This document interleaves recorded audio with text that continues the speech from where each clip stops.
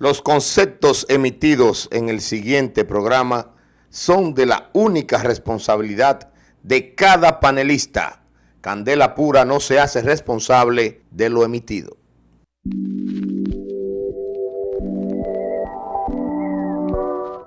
Buenas tardes, Santiago. Buenas tardes, país. Hola al mundo.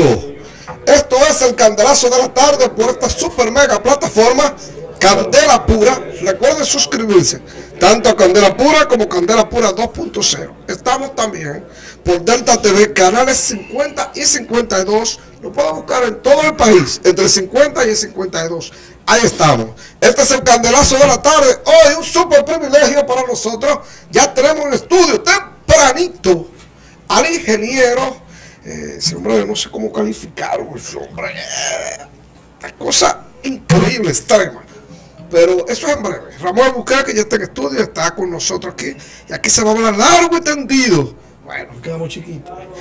Hoy con nosotros de invitados, voy a presentar primero los invitados. Ustedes son de la casa, muchachones. Claro. Está con nosotros, yo estoy ocupando el lugar de él. La mañana ustedes lo encuentran aquí, pero yo lo tengo a mi derecha. Daniel Montero, el hombre de Haití. Daniel, tú sabes, antes que tú digas, a mí me han preguntado, que sé que tú estás buscando un consulado de Haití, güey. Tú no tienes problema ya.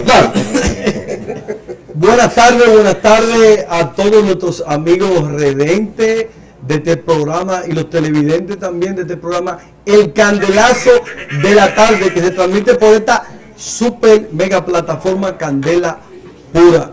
Gracias a ustedes por la invitación. Nosotros muy honrados de estar aquí y compartir con todos y cada uno de ustedes esta tarde de hoy. Y voy a usar un eslogan de ustedes, si me lo permiten. Sí, sí, claro. Donde los niños se separan de los hombres. Gracias por estar así. Juan Ventura. Bien, buenas tardes, Santiago. Buenas tardes, país. Buenas tardes, mundo. Ya está en el aire el predilecto a esta hora. Su espacio favorito, el Candelazo de la Tarde. Yo soy Juan Ventura, su amigo de siempre, y como cada día debo agradecer a Dios por la oportunidad que nos brinda de poder penetrar a sus hogares y sumarle horas a nuestro paso por este mundo. También agradecer su apoyo y fidelidad.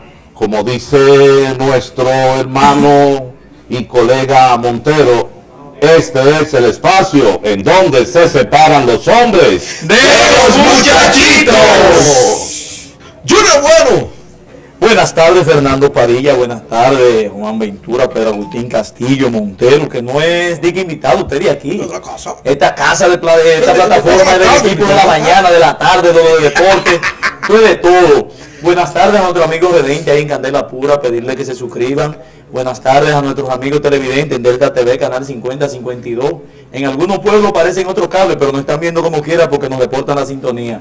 Buenas tardes a los seres humanos, a las personas de buena voluntad. Buenas tardes a los malditos, incluso a los de Villamella. Buenas tardes para todos. Pedro Agustín Castillo Jr. Bueno, seré breve en mi presentación. Muy buenas tardes a todos. Repito todo lo que dijeron mis compañeros. Y vamos al mapa, pero recuerden suscribirse al canal. Ustedes se suscriben a la plataforma Candela Pura y activa la campanita, y así todos los días vamos a hacer mucho más y mucho más y mucho más. Y nuestra familia va a ser mucho más grande. Apareció mantequilla. Arrancamos. Apareció mantequilla. Hay mantequilla, hay la mantequilla. Santísimo. Hoy está bueno de tiempo, hablar un poquito de mantequilla. Bien, breve ahí. ¿Qué es lo que está pasando en Haití? Los reality ahora mismo, que lo acaban de decir. ¿Qué está pasando en Haití?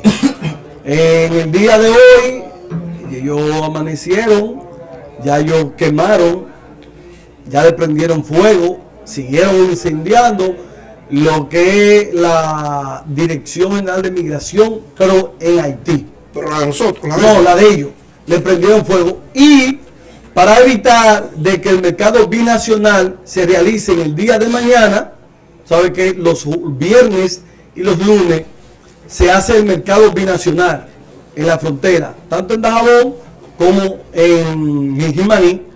Entonces, ¿qué hicieron? En la semana pasada, mientras las autoridades de nosotros estaban viendo la carrera, la carrera, sí. Ahí estaba, en el Yapiña estaba el director de la DGC, el coronel, ahí estaba la gobernadora supuestamente y el alcalde que lo estaban patrocinando y otras autoridades. Dicen que el senador también.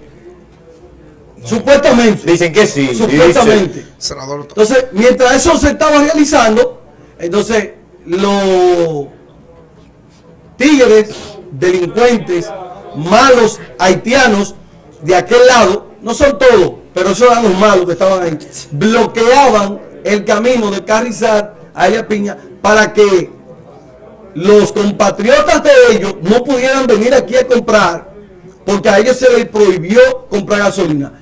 Hoy están haciendo lo mismo. Están en Dajabón en estos momentos bloqueando el puente. Desde esta mañana eso es piedra. No, piedra y piedra, piedra y piedra. Piedra para la República Dominicana. Ustedes saben que la división son dos puertas. Son dos puertas. La puerta roja de aquel lado, eso es Haití. Y la puerta que está de este lado blanca es República Dominicana. Que ahí te veo que tienen Dajabón. Yo pensé que te iban a jalar para allá. Ellos están desde la puerta roja. Ya tienen un bloqueo de motores, de esos cuatrimotores, que ustedes saben que son motores, sí, que parecen camionetica. Entonces ahí hay Los de carga, los motores de carga ahora. sí, ahí hay cientos de motores para que sus compatriotas no pasen al lado de la República Dominicana y no vengan a comprar. Porque a ellos hay una resolución que emitió el Consejo de Regidores del Ayuntamiento de Dajabón, encabezada y motorizada por el alcalde Santiago Riverón, de que ellos no pueden penetrar a la República Dominicana a abastecerse de combustible. Ustedes saben el caos que se está generando y que se genera en los pueblos fronterizos con relación a que los haitianos se llevan el combustible. Y no es que se llevan el combustible, es que si el galón está vendiendo a 2.80, yo le digo al bombero que te voy a dar 400 pesos por un galón. ¿Qué va a pasar? ¿Qué va a pasar? Rico, no hace mucho. Entonces, se lo van a vender a los haitianos y no lo van a vender a los Pero dominicanos. hay algo, Montero, usted que tiene conocimiento del tema, y es el tema de lo que está pasando ahora mismo en la ONU, OEA, de que hay dos resoluciones que tanto Estados Unidos como los Estados Unidos mexicanos Y México, sí. están promoviendo, ¿verdad? Pero estamos viendo mucha resistencia, inclusive del mismo propio pueblo haitiano, de que se apruebe una intervención militar. Mire qué es lo que pasa. Hay, qué sé yo, un 20, un 30, un 35% de los haitianos que no quiere una invasión. Recuérdese que ellos, recientemente, ellos duraron 14, casi 15 años con una invasión. Ahí estaba la minuta. Sí, sí. ¿Y qué fue lo que pasó ahí? Disfrazado. Ustedes saben qué fue lo que pasó violaron a la ahí. mujer. Violaciones, atropellos, todo lo que ustedes se pueden imaginar sucedió en Haití. Esa gente no lo quiere. Ahora bien, para apaciguar esas bandas, que no son 40, no son 50, en Haití hay más de 300, 400, 500 bandas. Porque cada quien fue creando su equipo y está dominando su pedazo de terreno. ¿Cómo? Cada quien fue cogiendo su terreno. Aquí gobierno yo. Pero señores, Jimmy Cherisier, alias Barbecue. ¿Quién era Jimmy Cherisier Barbecue? Jimmy Cherisier era el jefe de la policía. Oye, De la policía con Juvenal Moïse, el asesinado, el malogrado presidente de Haití. Entonces, él es el que tiene ahora mismo ocupado la petrolera, no, Petrolera. sino la refinería. refinería no, ni de Haití. refinería, es un tanque de distribución. Sí, sí. Por ejemplo, yo le llamo Cuando van a refinería. desembarcar, Sí. ahí traen un tanque de abastecimiento, entonces él la tiene. Pero él está pidiendo la amnistía porque sabe que si hay una intervención, a él es el primero que le van a volar la cabeza. Pero So, yo- él está pidiendo como yo garantía de él de soltar eso. Yo le garantizo de que abastecimiento. yo le garantizo desde aquí de esta plataforma que le puede dar amnistía. ¿Cómo así? Un M16 con 30 balas que digan amnistía. Ramón Alburquerque, aquí se va a hablar de todo y mucho más. Con ese líder. Hay muchas cosas que Mira, hablar, pero Ramón. pero ¿Estás mira, preparado? Anda en la comisión. No, no, pero mira, como de- ahora, anda- ahí no anda Ramón Alburquerque. No. No anda Ramón Alburquerque. Ahí anda un candidato presidencial Sí, con la sí, comitiva que sí, carga. vamos, Cristian, vamos, Es un Cristian. candidato presidencial. Ser selectivo en el tiempo es nuestro aliado de calidad, equipados con tecnología optimizada y resultados garantizados. 14 años construyendo firme la historia que nos hace ser único. blog único. Elección de calidad.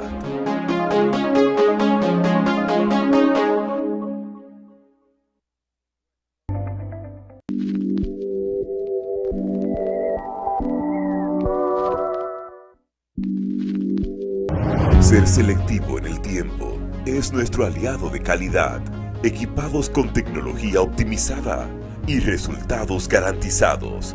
14 años construyendo firme la historia que nos hace ser único.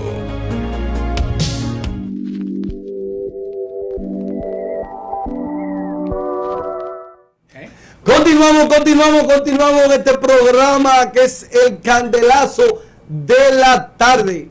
Y ya está con nosotros en el escenario, está con nosotros, que aquí la deuda hay que pagarla.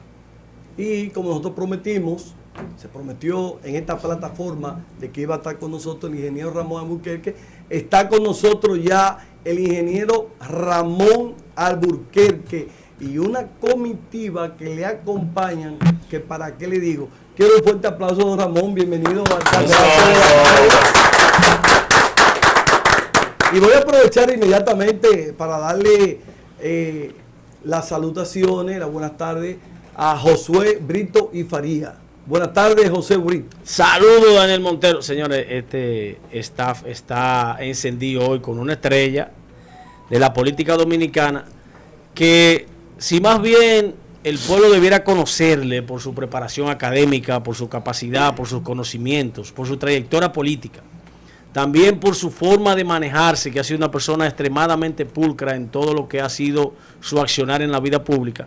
La gente lo reconoce por un evento de un momento donde él enseñó que también era guapo, que era bien valiente, y dijo que entre en todo, y la palabra aquella lo marcó, y la gente no debiera solamente recordarlo por eso, debe tener muy en cuenta que Ramón Alburquerque es uno de los 10 hombres más preparados que tiene este país. Y cuidado si él no está del 1 al 5. Es decir que nosotros estamos privilegiados con su visita aquí. Bueno, muchas gracias y a sus órdenes. Vamos a ver qué tema ustedes tienen en este candelazo, a ver si arde. Ingeniero, como yo sé que usted es picante y inmediatamente viene con el fuego en las manos, nosotros inmediatamente vámonos para la profundidad. Recientemente, estamos hablando de unos meses, el gobierno dominicano hizo una contratación, hizo un acuerdo con relación a lo que es la autopista del Nordeste, con los peajes. El peaje de allá, el gobierno dominicano contrató por 425 millones de dólares, si la mente no me traiciona. Fue el acuerdo que se hizo. ¿Cuál es su parecer con relación a este acuerdo que hizo el gobierno dominicano? No obstante, haber una recomendación de un distinguido y respetado abogado de este país, de decir que no se entrara en ese tipo de acuerdo. ¿Cuál es su parecer? Bueno, no creo que el acuerdo recomendara el estudio del doctor Emanuel Esquer. No lo recomendó. No, por eso. No recomendó que no se entrara. Él puso opciones. Uno es que se fuera a los tribunales y otra es que se pudiera llegar a un acuerdo. El acuerdo es mejor que lo que había, mucho mejor de lo que había, pero fue innecesariamente concesionario con alguien que ya había cobrado sobre los 350 millones de dólares, que había incurrido en un dolo, que era un contrato doloso, y que el gobierno sin duda que pudo haber hecho un mucho mejor acuerdo y reivindicar los derechos de los ciudadanos y ciudadanas de uno y otro género, pero que también para bajar mucho más el peaje que se paga actualmente allí. Pero si me preguntaran, pero en definitiva, ¿cómo fue el acuerdo? Yo digo, mucho mejor de lo que había, pero pudo haber sido, pudo el gobierno haber gastado, haber invertido menos allí.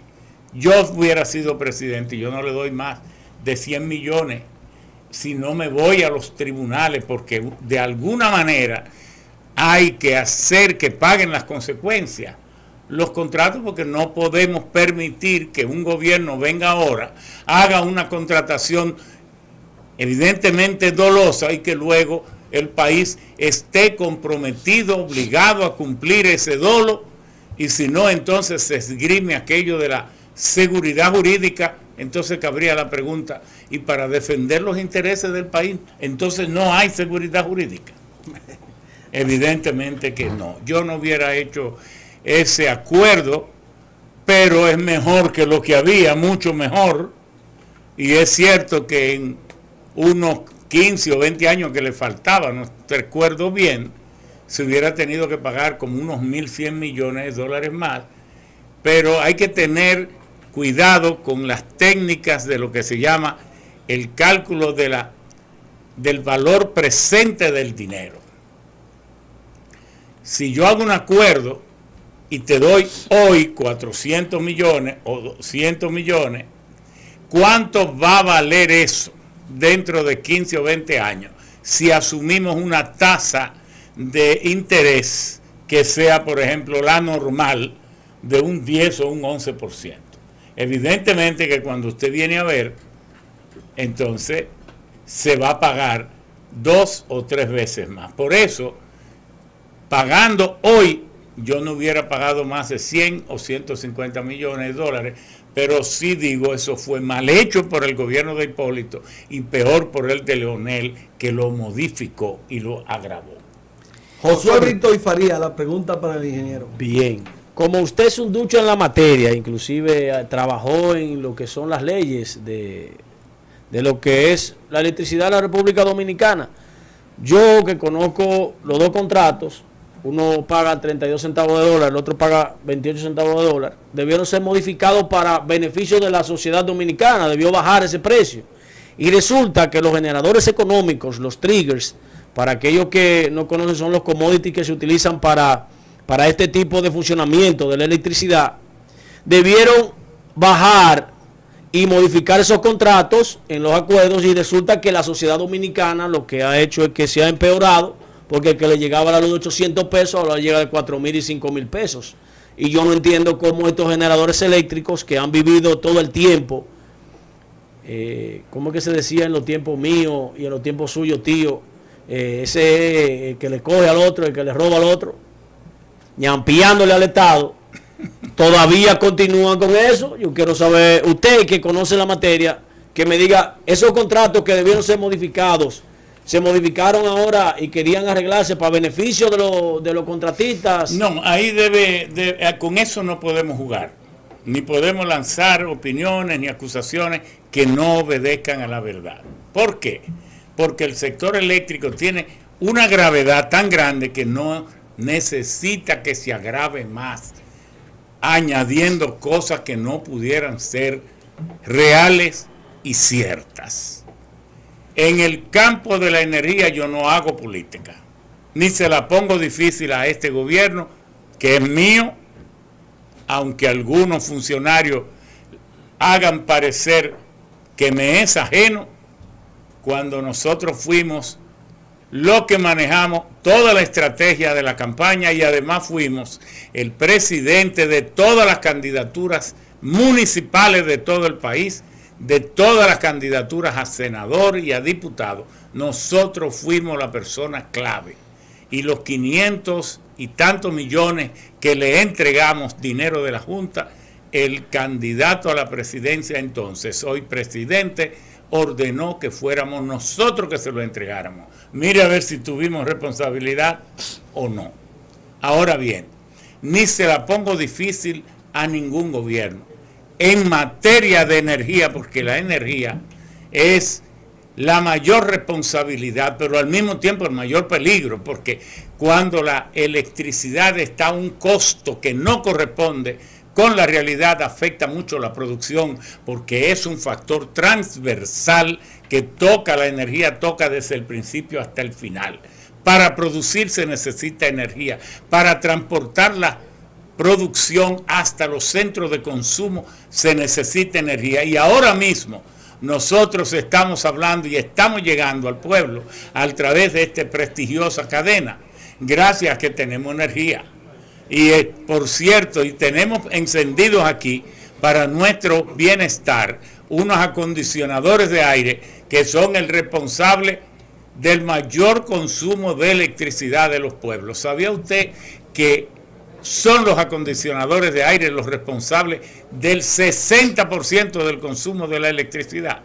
El consumo de la electricidad no es tan alto por que las máquinas, ni por los bombillos de la familia, ni por la luz de las calles, no.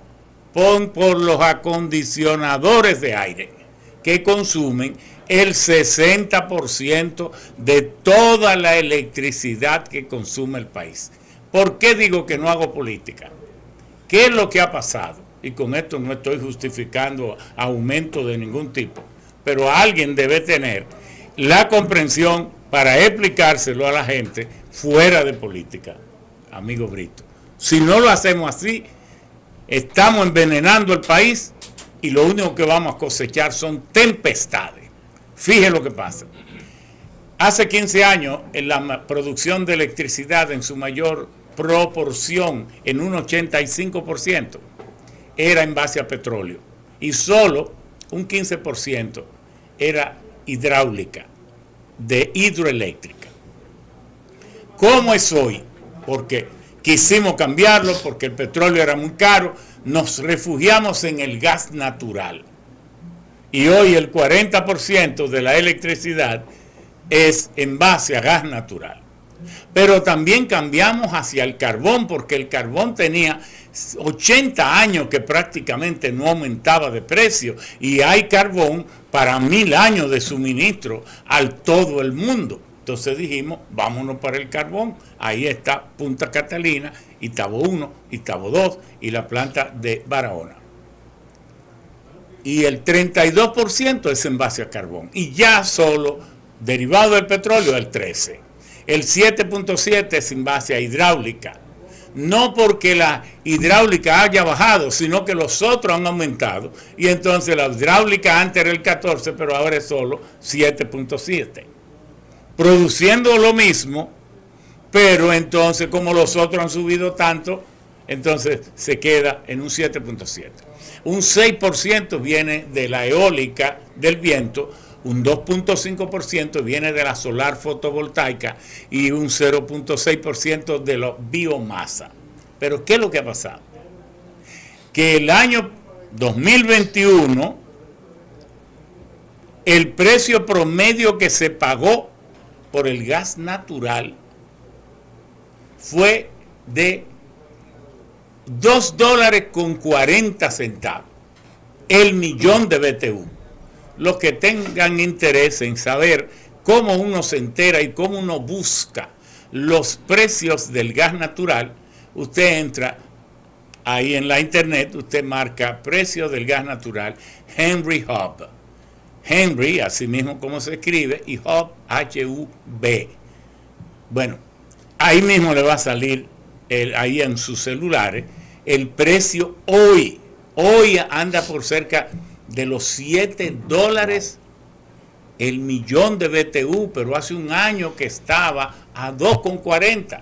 Si el 40% de la electricidad, el gas ha aumentado 3 veces de precio, eso hay que explicárselo al país. ¿Sería yo irresponsable de venir a dar cajeta y no decir la verdad? Yo no soy así. Yo no la pongo difícil innecesariamente a nadie. Pero el carbón, ¿a cómo se vendió el carbón en el 2021? El precio promedio, más o menos, como a $92. ¿Ustedes saben a cómo está hoy? A 390. Pero ven acá. El carbón está a 390, entonces el 32% de electricidad que se produce con carbón ha aumentado en 4 o 5 veces. Pero el petróleo no tengo que explicarle. Lo que está a precio razonable es el agua, que Dios nos está bendiciendo y está lloviendo, y el viento y el sol que no nos cobran. Entonces, es el gobierno el que debería hacer eso, no yo. Yo no tengo ningún cargo, ni lo quiero. Es el gobierno que debería pararse, sea el presidente o el ministro, y dar una explicación así, tema por tema, para que la gente sepa qué atenerse. Y se habla de eso, el que dirige esa institución. Pero no, yo lo que estoy diciendo es que vean la diferencia entre lo que es un político precandidato a la presidencia que anda buscando votos, pero que no quiere buscar esos votos en base a hablar mentiras, ni poner las cosas, porque las cosas de mi país a mí me duelen y me interesa que la gente las sepa y que tomen decisiones en base a lo que exprese cada uno con conocimiento, porque aquí hay gente, aquí mismo hay uno que anda aspirando a presidente, pero ¿de qué es que sabe para usted estar aspirando a presidente? Por Dios, de chisme y de politiquería y de pendejada. No, eso no es así. Por eso es que los pueblos no progresan, porque para usted aspirar, usted debe prepararse para conocer que este mundo anda entre la ciencia, la tecnología, la cibernética. Entonces no es correcto que usted sepa nada más lo que usted sabía para andar hablando tontería en las calles. Cada uno es libre de hacer lo que quiera y yo eso lo respeto. Pero nosotros retamos a los que están aspirando a que vengan a un panel a ver de qué es que saben, para descubrir de qué es que saben, para que entonces aspiren y tengan fuerza y derroten a uno, y entonces, pero que lo hagan. El reto está echado. Pero claro que la sí. pregunta al ingeniero. Y es fácil. Ingeniero, la bienvenida nuevamente para su espacio. Bienvenida debe ser la mujer de bienvenida. Bueno, paradójicamente sí. Ingeniero, hay un gran flagelo en el país que de una u otra forma nos afecta a todos. Es la delincuencia y los altos niveles de criminalidad existentes. Nos gustaría escuchar su parecer. Sí, mira, yo dije desde el principio, en el gobierno pasado la criminalidad era tan grave como ahora. Y entonces aparece el nuevo gobierno, el nuestro, y plantea una reforma policial. Nosotros dijimos responsablemente, yo no plantearía una reforma policial. Yo, presidente, me fajo a resolver este problema. Porque usted busca una reforma cuando la ley que existan, las leyes que existan, no concedan a quien manda los poderes suficientes para resolver. Pero es que el presidente de la República es el comandante en jefe de las Fuerzas Armadas y de la Policía Nacional. Y dicen las leyes que prácticamente puede hacer lo que le dé la gana. Y lo han hecho siempre. Y si usted vive nombrando generales, quitando y poniendo, sabiendo usted que todos esos generales saben dónde están todos los puntos de droga, ¿y por qué usted no va temprano y le dice, mire, ustedes me van en este mes, le asigno tales y tales provincias, me cierran todos los puntos de droga que hay ahí? Vamos a ver si van a responder. Y todos los días estoy metido ahí a las 7 de la mañana, Padilla.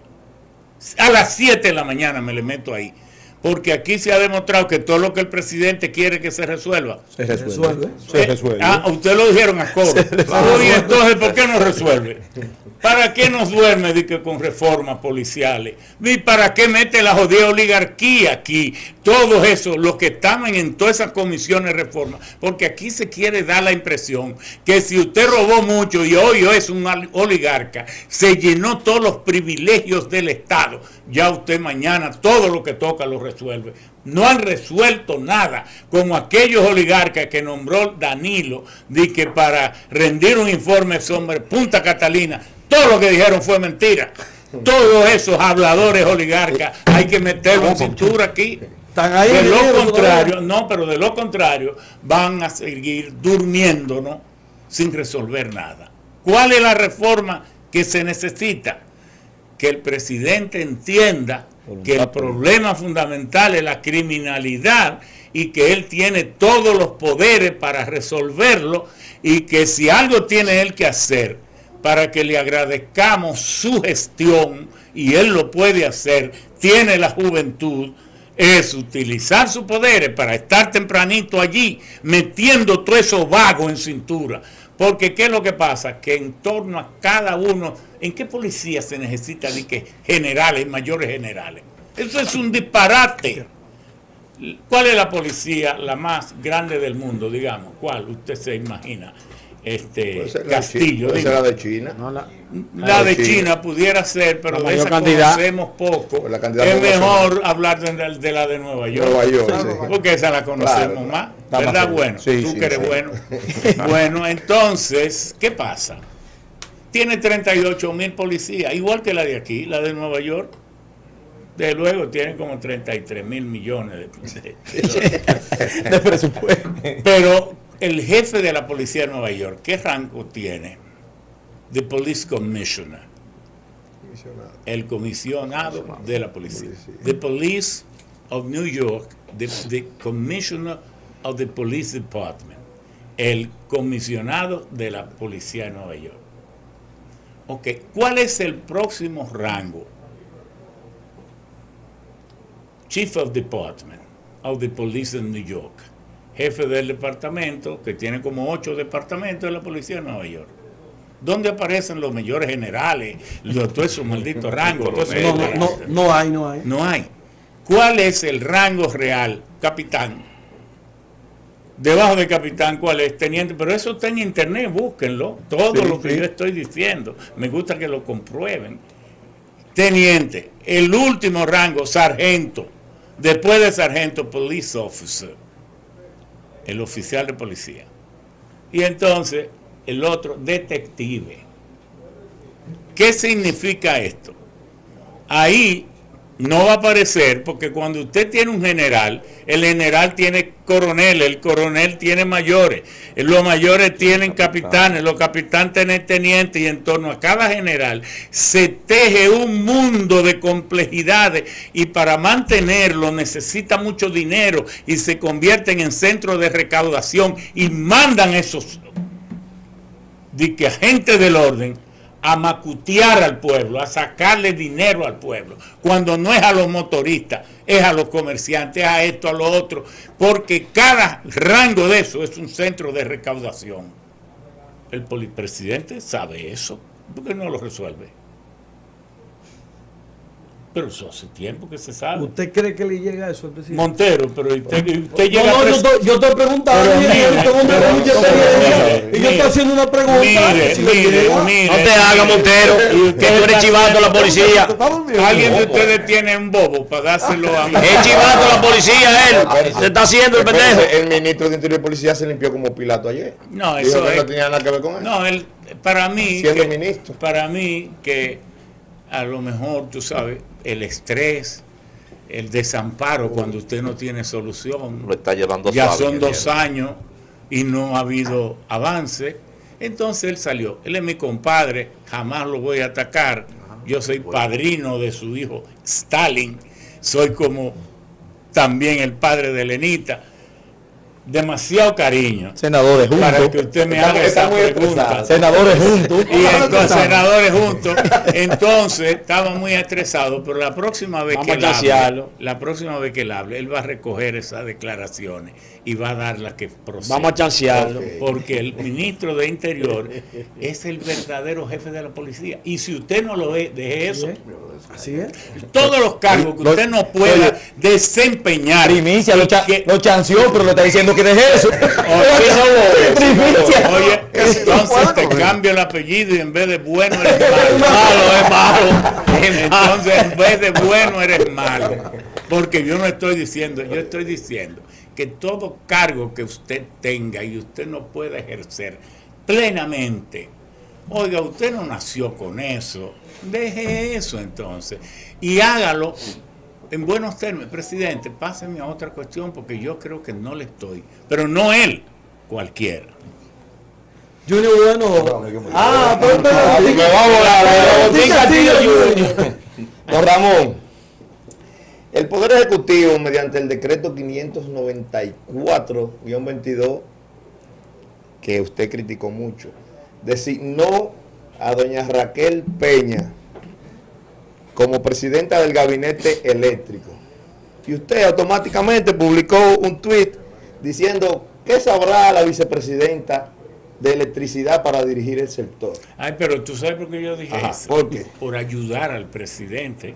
y al país. Ok, por ahora viene mi pregunta y después usted me responde.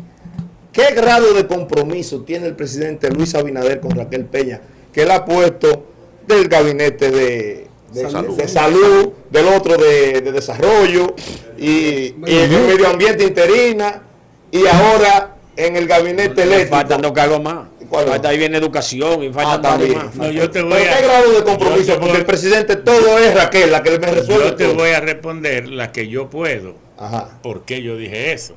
La otra parte, como el presidente visita mucho a Santiago, tú se la haces cuando él venga. Porque ya esa, qué sé yo. Okay. Porque yo mismo tengo la misma pregunta. Okay. Tan pronto él te la responda, llámame.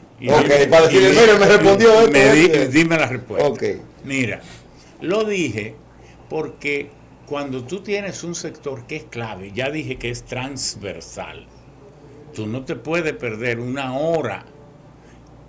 Decía Goethe, el gran poeta y pensador alemán, que nada ocupa más espacio que el desorden y nada es más costoso que la indecisión.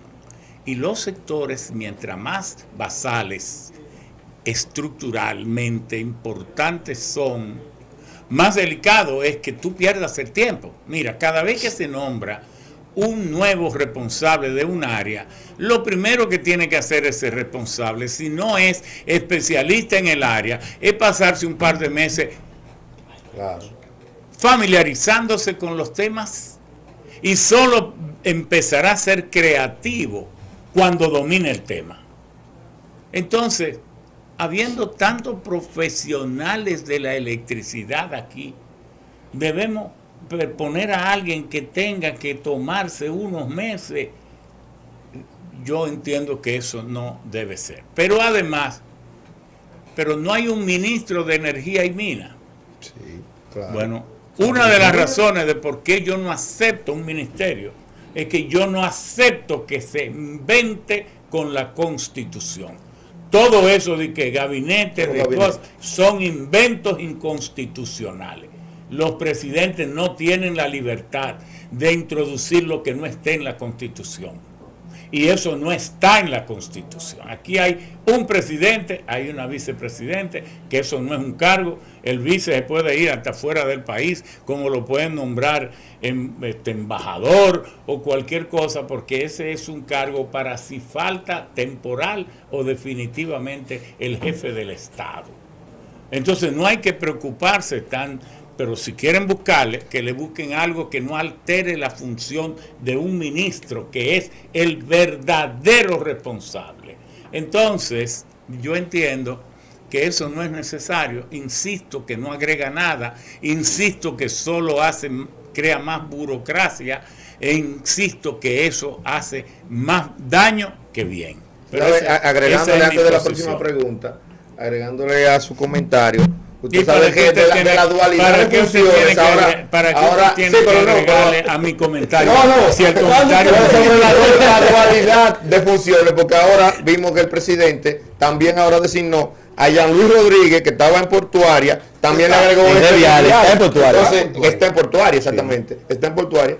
Le agregan ahora otra función más. La revia. Porque el presidente, no hay gente, el PRM no tiene gente. No, bueno, para mí que ocupa funciones. Que bueno, eso no debe ser, pero no sé qué le agrega.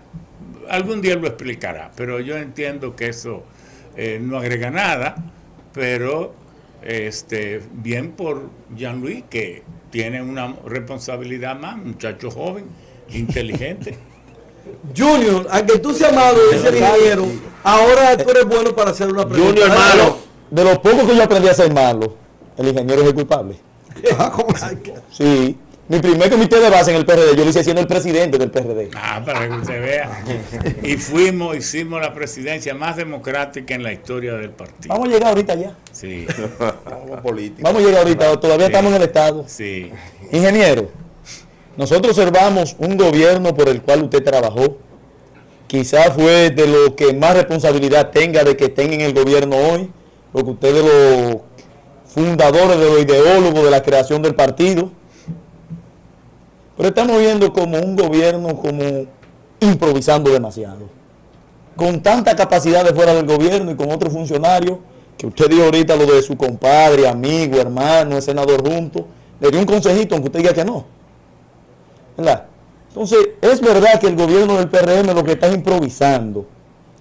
Y otra preguntita y junta las dos es, ¿no será que... Pero como tú no te vas, déjame la no, pero van ligadas las dos. Luego me hace la otra. No es que van ligadas las dos. Llevando al paso. Entonces, hasta las 7. ¿Será verdad que hay muchos también que dicen cercano al presidente que a Raquel la tienen como un pulpo, esa Raquel Peña, por la falta de confianza que tiene el presidente en la gente del PRM? No, pero yo lo que ya sea cuestiones de indisponer o de chisme, eso... No es chisme. Sí, no, pero quiero decir, aclarar, porque tú haces tu pregunta y yo debo responder. Y entonces respondo aclarando. Mira, este gobierno tiene muchas fallas, pero es 200,000 veces mejor que la corporación mafiosa que dio el PLD. Porque por donde quiera que tú levantas una esquina de la tapa, o te sale coral, o caracol, o pulpo, o medusa, y ahora el pato Donald.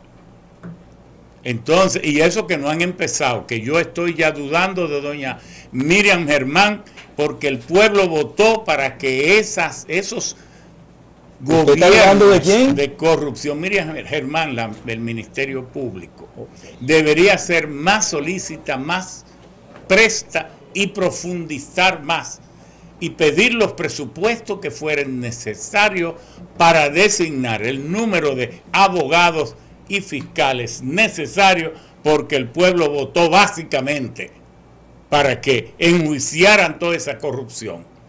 Ahora, ¿quién está gobernando? El PRM. ¿A quién el pueblo tiene que exigirle? Al PRM. ¿Quién no puede estar saliendo con explicacioncita? Los ministros. ¿Por qué? Porque ellos no lo han puesto para eso.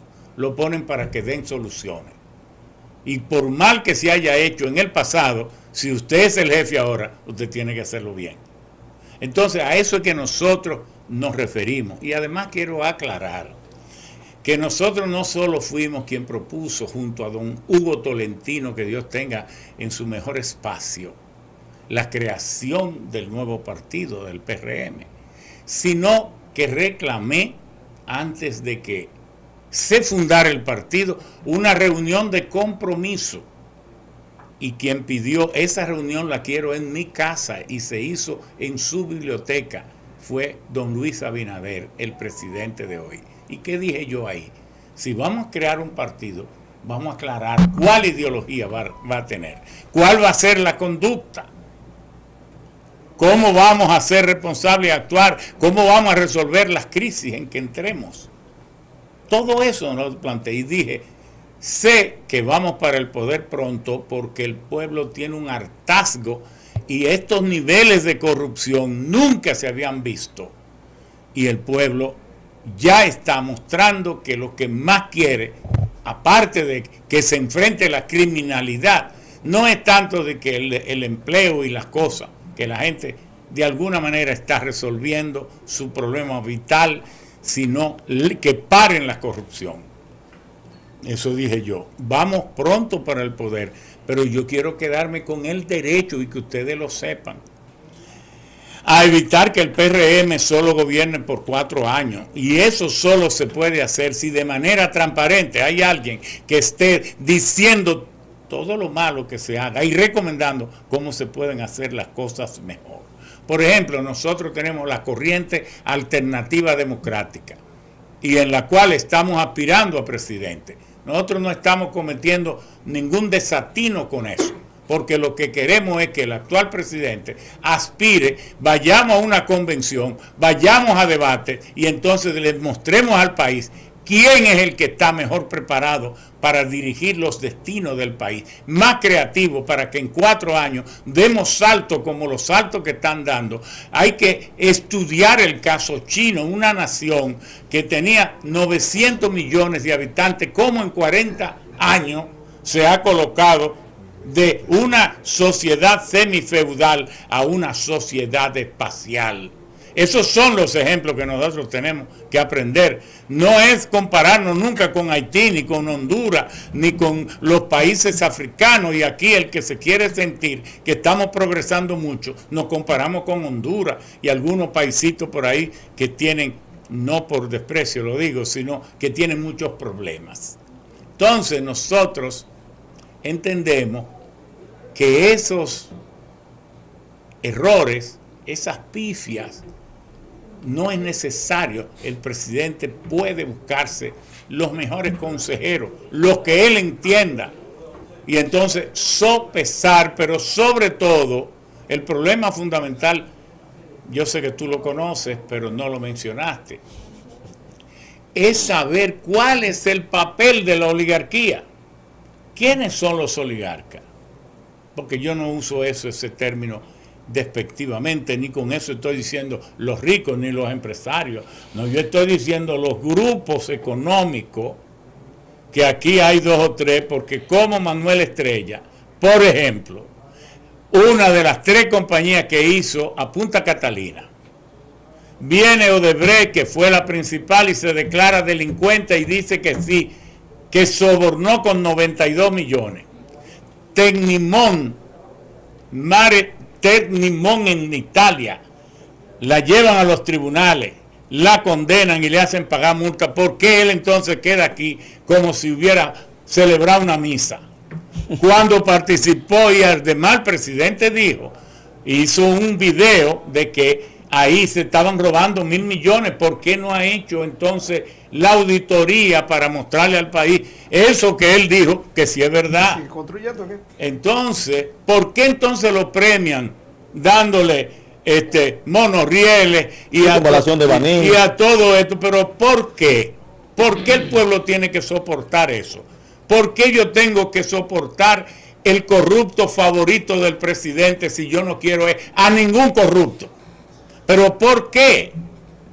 Entonces, como nosotros hablamos así, es que el pueblo nos está tomando la confianza y dice, este hombre es el que tiene esas bolitas que hay que tener para decir las cosas y dirigir los pueblos con responsabilidad y poner a cada uno en el sitio que tiene que estar. Este pueblo no se le puede entregar a 4 o 5 oligarcas. Los oligarcas no deben ser ministros. Eso de nombrar a Macarrulla, pero no es porque se le niegan sus derechos, es que el que nada más vive en la sociedad pensando en hacer dinero y no en provocar el desarrollo de los pueblos, el que nunca ha aspirado a una medalla olímpica, ni como cantor, ni como poeta, ni como bienhechor, ni como científico, el que solo ha pensado en el dinero, se insensibiliza y no califica como ministro. Entonces usted cree es por eso el primer error de este Macarrulla, que ya no está ahí, no hay que... ¿Cuál fue? Porque ya que se encarguen los tribunales de lo que hizo en las cárceles modelo. Pero no lo están investigando. No, pero que lo tienen que llevar, y eso tarde o temprano, y eso tendrá que bajar, como tú dices, eso es así. Pero no, lo que quiero, ¿cuál fue su primer error? Para demostrar que el que no es político comete errores con su mentalidad empresarial y cree que lo está haciendo excelentemente bien. O que como el jefe político del gobierno, así se inauguró, hizo bajar una serie de formularios que le llegaron a todos los dirigentes del partido para que diga usted los empleos que usted quisiera ocupar. Cuando yo vi esos formularios, dije, ¿cómo? Y habrán tantos empleos que se bajan formularios preguntándole a la gente, estimulándole a que la gente pida más y más. Pero luego que llevaron los formularios, dijo que no tienen currículum, lo que tienen currículum son los del PLD. Ese es un error. Los que salieron a buscar los votos no tenían currículum. Exacto, ese es un error de político de unas dimensiones. ¿Por qué?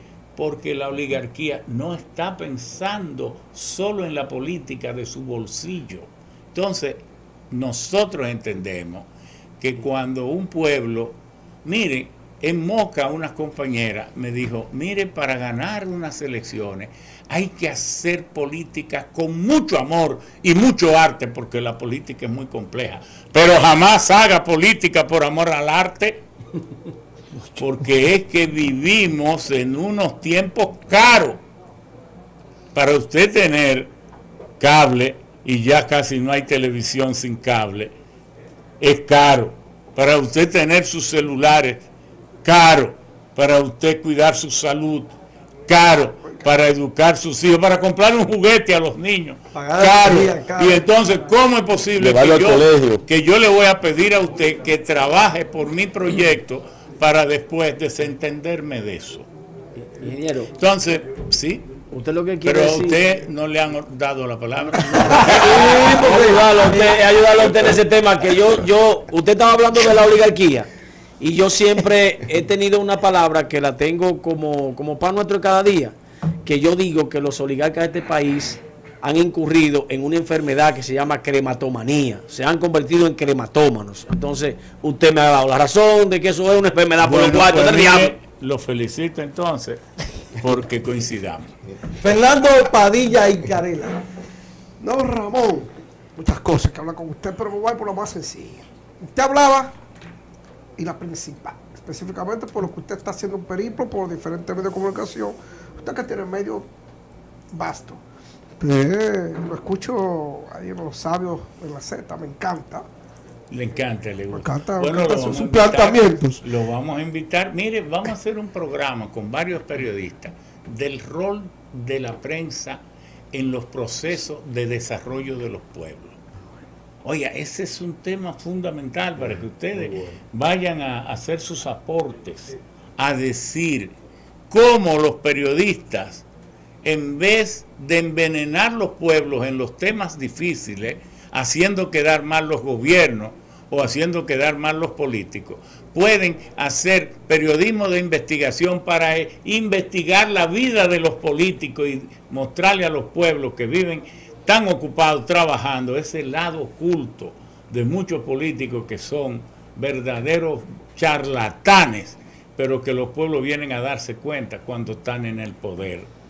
Esa parte del periodismo de investigación de profundidad no se está haciendo.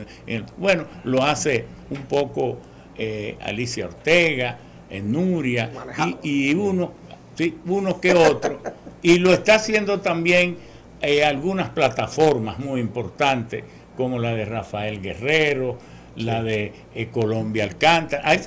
Hay varios que lo están haciendo. El Demócrata en una parte, esto no es radio a veces. Y entonces, el hombre de esto. Sí. Agrega ya Candela Pura y Candelazo y todo. La plataforma Candela Pura. Y ahora lo estamos haciendo a partir de este momento, porque como yo no sé lo que ustedes estaban haciendo antes. Bueno, vamos. Precandidato presidencial. Ya el PLD, entre comillas, porque dicen algunos que ya tienen un candidato, pero otros dicen no todavía, porque en octubre es el asunto, hasta que la Junta lo diga no hay nada. Pero oficialmente ellos ya han elegido una consulta interna de su forma a Abel Martínez Durán, alcalde de Santiago, que según la gente ganó con un 60% en su interna. La Fuerza del Pueblo tiene a don Leonel Fernández, que aunque no se ha anunciado oficialmente, para no dejar un secreto, ahí no hay más nada. Él creó ese partido para ser candidato.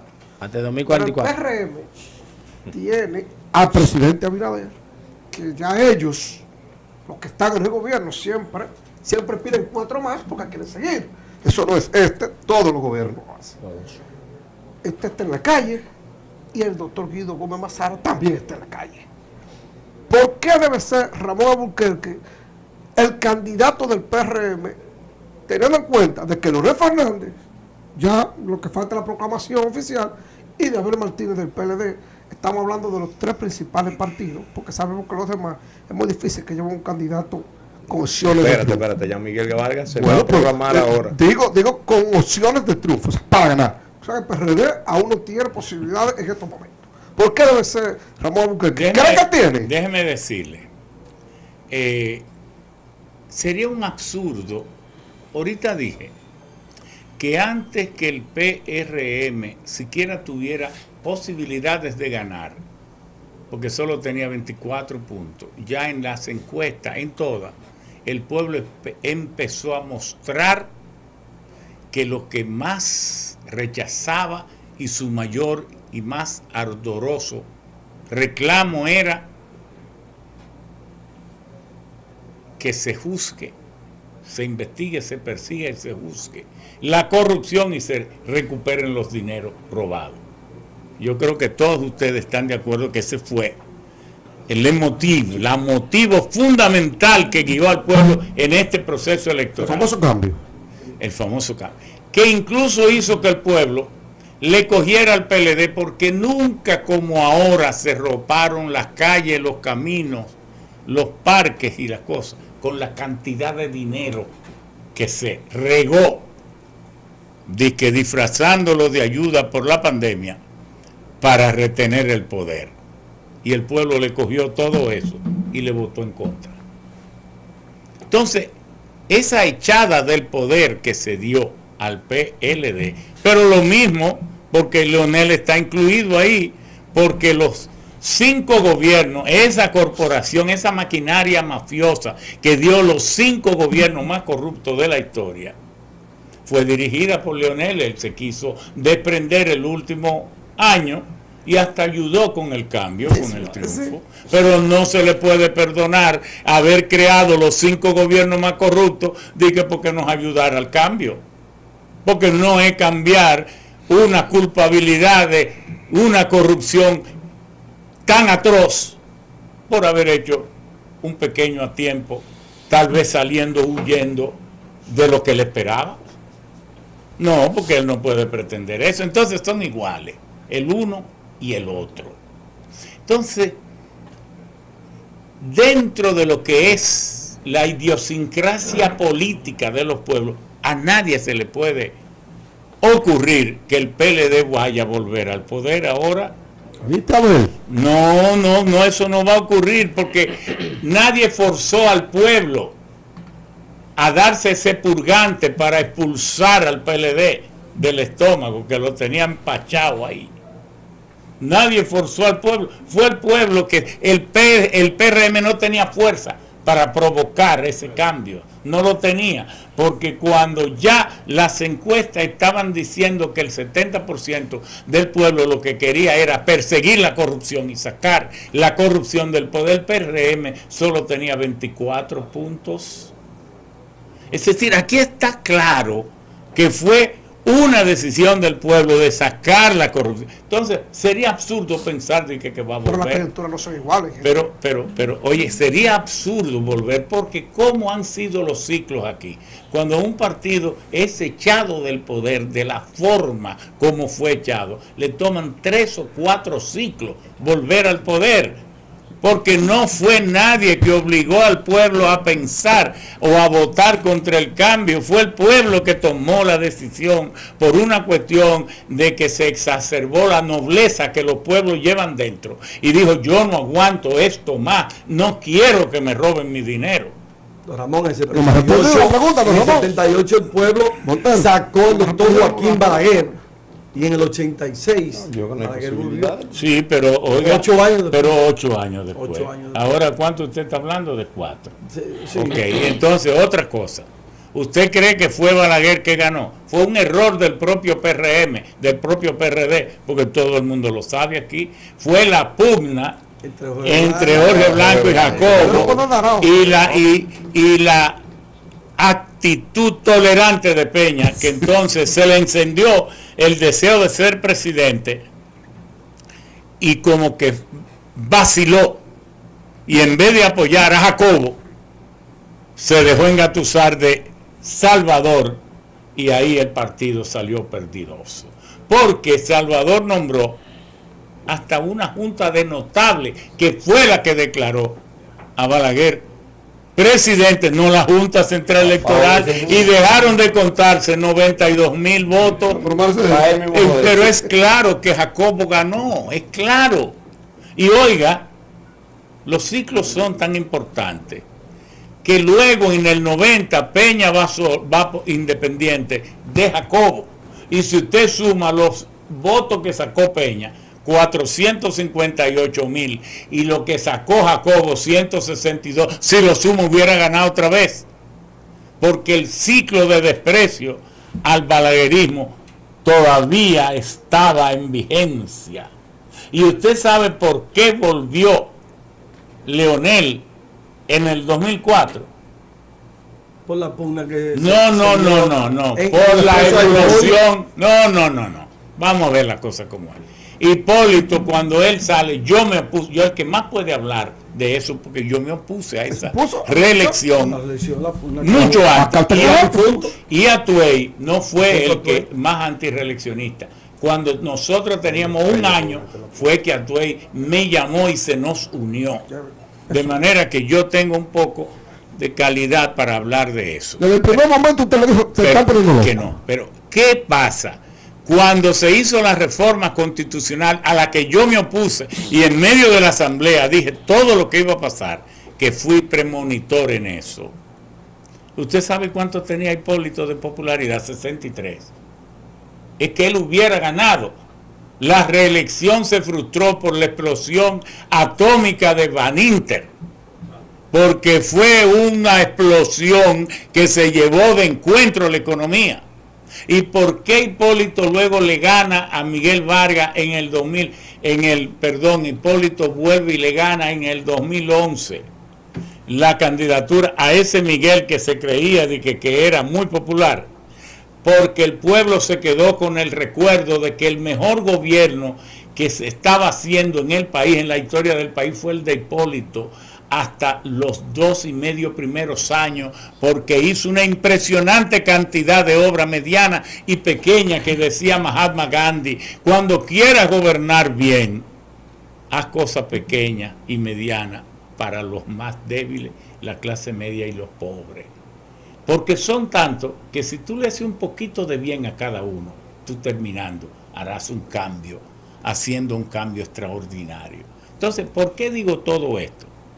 Los ciclos históricos hay que respetarlo. El PLD no vuelve por ahora, porque cuando se arrecie todo esto, todas las cuentas tendrán que estar claras, porque hay gente que fue presidente de la Cámara de Diputados y cuando salieron, los propios diputados PLDistas lo acusaron de un faltante de 1.000 millones y eso nunca se investigó porque estaban en el poder.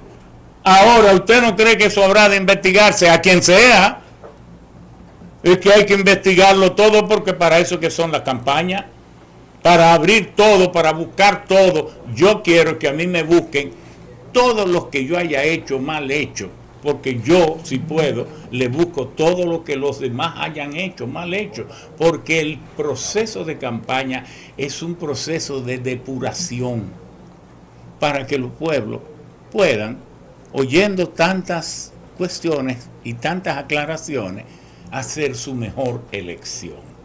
De manera que no cuente victoria. Aquí hay gente que el PLD no está calificado para este proceso, porque es que hay demasiada incertidumbre. Yo le recomendé, mire, en vez de estar celebrando una especie de selección de candidato anticipada, contrario a las mismas reglas electorales del país. Pero óyeme, Padilla, no te hagas loco. Entonces, oye esto, yo dije, ¿por qué el PLD no le envía una carta a doña Miriam Germán, al Ministerio Público, con todos los aspirantes a la presidencia, decirle cuál de estos no tiene compromiso de corrupción de acuerdo a ustedes?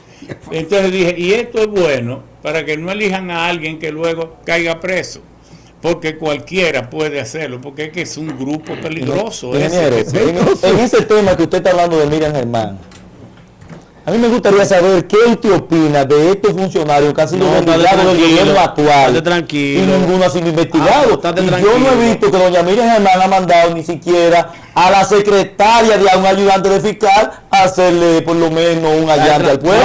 Tranquilo, como el PLD es una mafia, yo le tengo una pregunta ahorita a la señora que me toca, yo le tengo una bomba, yo le voy a dar un deboe en la cabeza. Estamos todos. No, oiga una cosa. Yo mismo, cuando iba de 8 meses, 9 meses del gobierno y no se iniciaba ningún proceso, me estaba dirigiendo por mis tweets, por todas las cuestiones de que había que actuar. Pero yo sé que una procuraduría, que es una sola, que tiene tantos procesos pendientes, no puede hacerlo todo al mismo tiempo. Pero además, para acusar primero hay que investigar, hay que tener los documentos. Entonces, lo único que yo primero exijo que sean investigados todos, y incluso de todos los gobiernos, de todos los gobiernos, no tengo gobierno favorito. Tranquilo, Fernando. De todos los políticos que sean investigados, que sean investigaciones. Ojalá que ese problemita que hay dentro de las cámaras de cuentas se pueda resolver para que entonces el país sepa, tenga mejores auditorías. Tantas auditorías como fueran, porque los bienes y los intereses de este pueblo hay que defenderlos.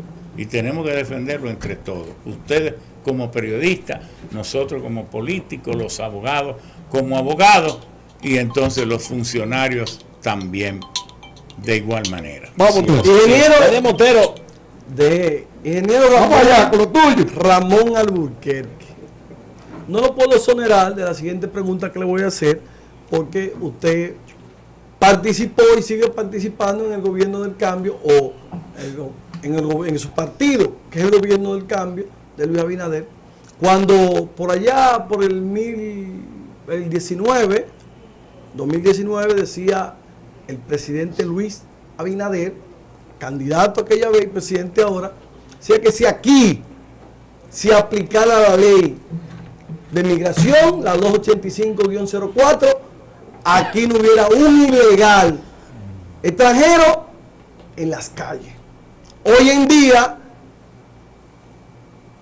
su partido, el gobierno que usted trabajó muchísimo, por decir, se encuentra en el poder, pero vemos cómo pululan los extranjeros en la calle, y más los extranjeros ilegales haitianos. En un gobierno encabezado por el ingeniero Ramón Alburquerque, ¿qué usted haría? Yo sí soy claro en eso. Lo primero que nosotros rápidamente propondríamos el pacto de la dominicanidad.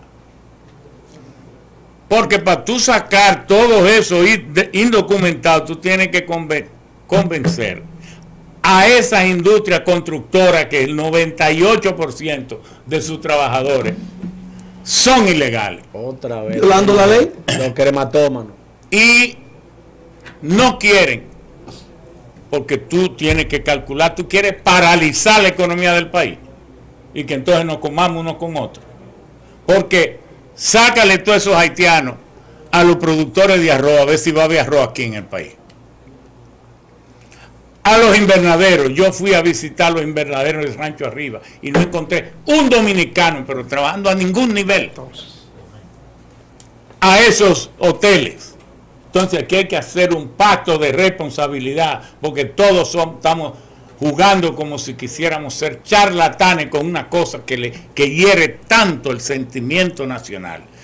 Amando uno su patria y sentirse que la está perdiendo porque los grupos de interés económico, para ellos es más importante tener trabajadores baratos, sin afiliación a la seguridad social, porque lo único que les importa es su dinero. El dinero. Entonces, mire, si aquí se sacan los haitianos innecesarios y se cumple con la ley 80-20, aquí no hay desempleo para los dominicanos, no habría desempleo. Sobran empleo. Cierto. Sobra, pero ¿por qué? No es que yo lo estoy diciendo en el aire. En este país debe haber 8 millones de empleos. Si todos estuviéramos trabajando, habría 8 millones de personas trabajando. Pero ¿qué pasa? Que somos 14 millones, porque yo oigo muchos periodistas diciendo que son 11 millones, no, 11 millones de ciudadanos, que eso es verdad. De habitantes hay más. Pero de habitantes son 14, porque si usted mismo dice que hay como 2 millones de indocumentados, tiene que sumárselo a los ciudadanos.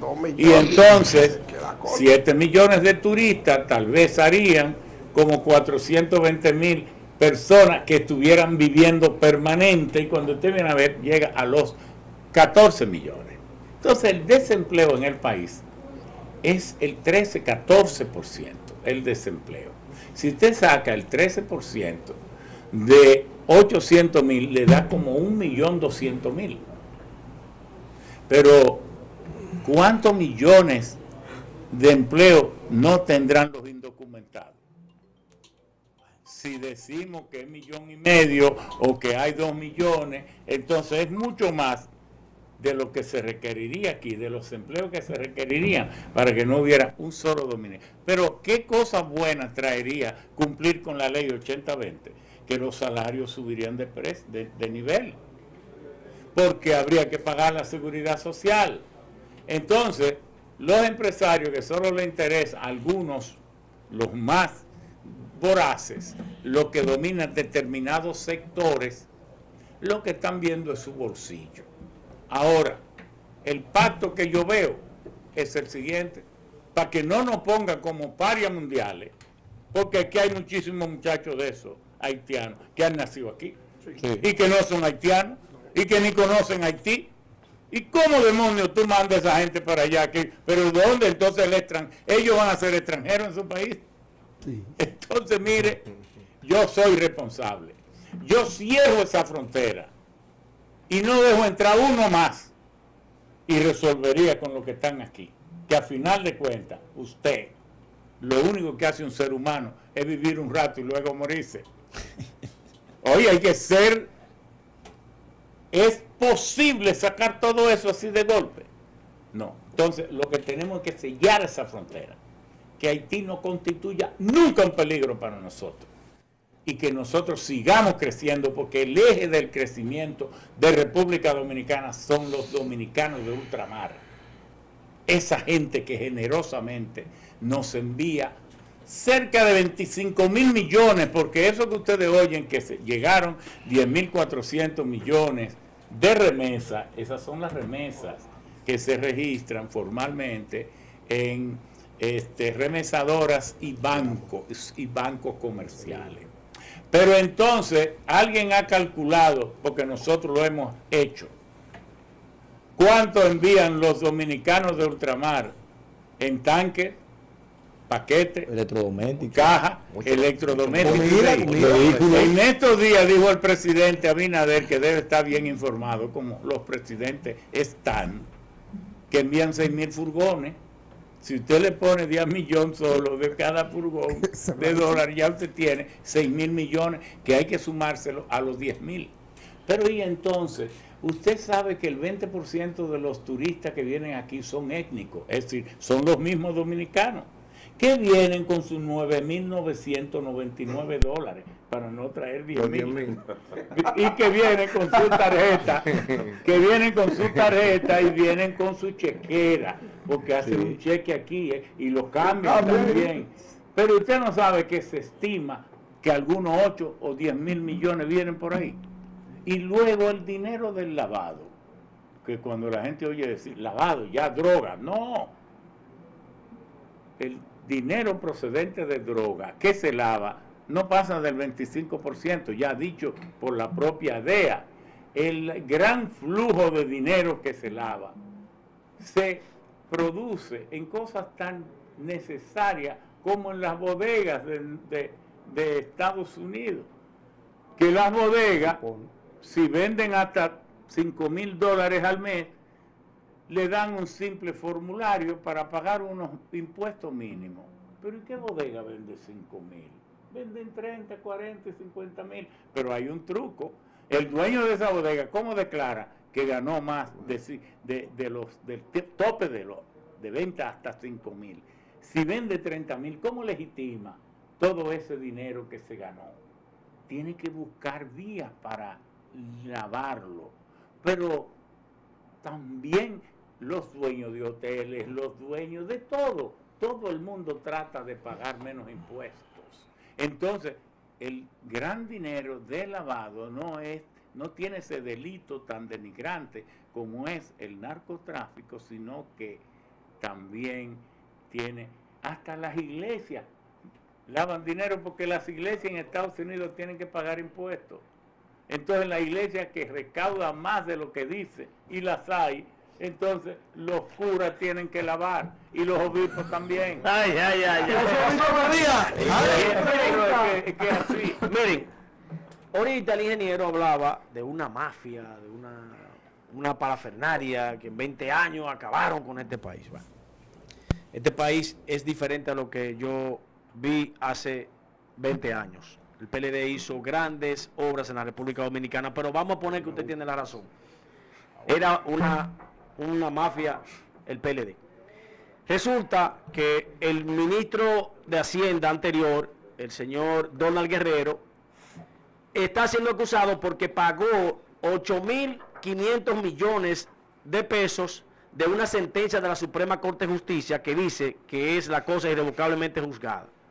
Pero también de este gobierno, en ese mismo caso, Jochi Vicente pagó 1.800 millones.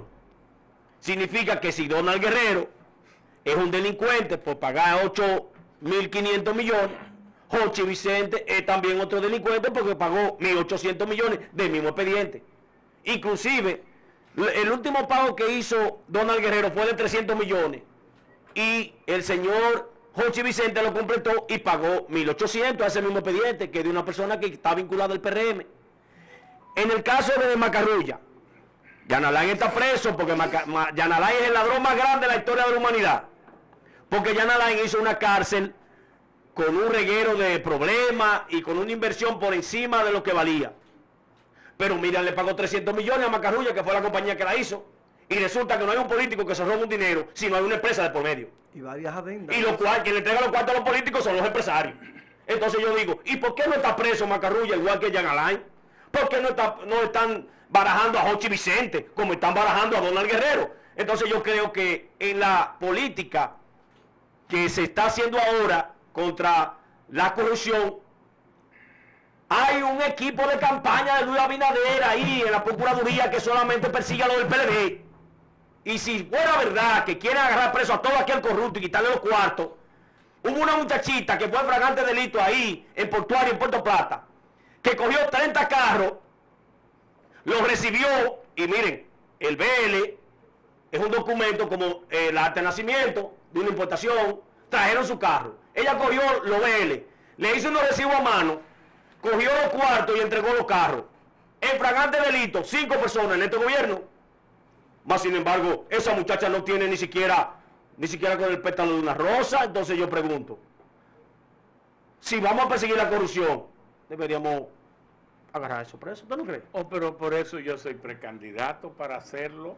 Lo que pasa es que yo no tengo que hablar ni de lo del pasado, ni a nombre de lo del presente, porque yo lo que estoy, y acabo de decir, lo que quiero que juzguen es a todos los corruptos, como la y monjita, a todos los ladrones, a todas, como dijo la monjita. Esa es mi respuesta, Brito.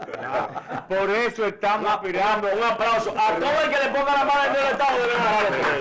Por eso, ahora lo importante es que una persona de origen humilde, como nosotros, que venimos de los haitises, nacido deforme, que lo llevan por caridad de unos predicadores a Canadá, que allí es que aprendo a hablar como a los 3 años, cuando me completan porque no tenía el maxilar superior completo y no tenía la cavidad bucal completa para hablar. Que entonces uno se forma, se desarrolla, llega al Estado, ha manejado tantas instancias importantes del Estado, y en tantos años no ha aparecido un expediente que hable de que nosotros hemos hecho otra cosa que no sea hacer las cosas correctamente, con transparencia y exigir. Entonces, lo que yo estoy sospechando es que tú vas a ser el primer voto que yo voy a recibir. Esto porque tú estás aspirando exactamente lo que nosotros estamos exigiendo y haciendo. Porque tú crees que es duro que yo le diga todo esto a mi propio gobierno. Entonces, si tú me dices que tú tienes otro candidato que no sea yo, tú no estás hablando con sinceridad de ese. Yo creo, y voy a ir a corroborar con usted, que todo lo que usted ha dicho con relación a su persona, yo que no soy del Partido Revolucionario Moderno, que soy oposición suya ahora, porque soy del PLD, creo, siento y puedo decirlo a boca llena de que usted es uno de los hombres más serios que tiene este país. Y si hay igual de serio, si hay serios, son igual que usted, pero más que usted no puede haber. Porque usted no es ni medio serio, ni un chis serio, ni más o menos serio. Usted es serio. Y el que es serio igual que usted, o es igual, porque usted no es menos. No, pero a mí me pasó cuando yo estuve aspirando a la presidencia del Partido Revolucionario Dominicano en el 2005. A mí me pasó algo que me molestó, pero que tuve que entenderlo.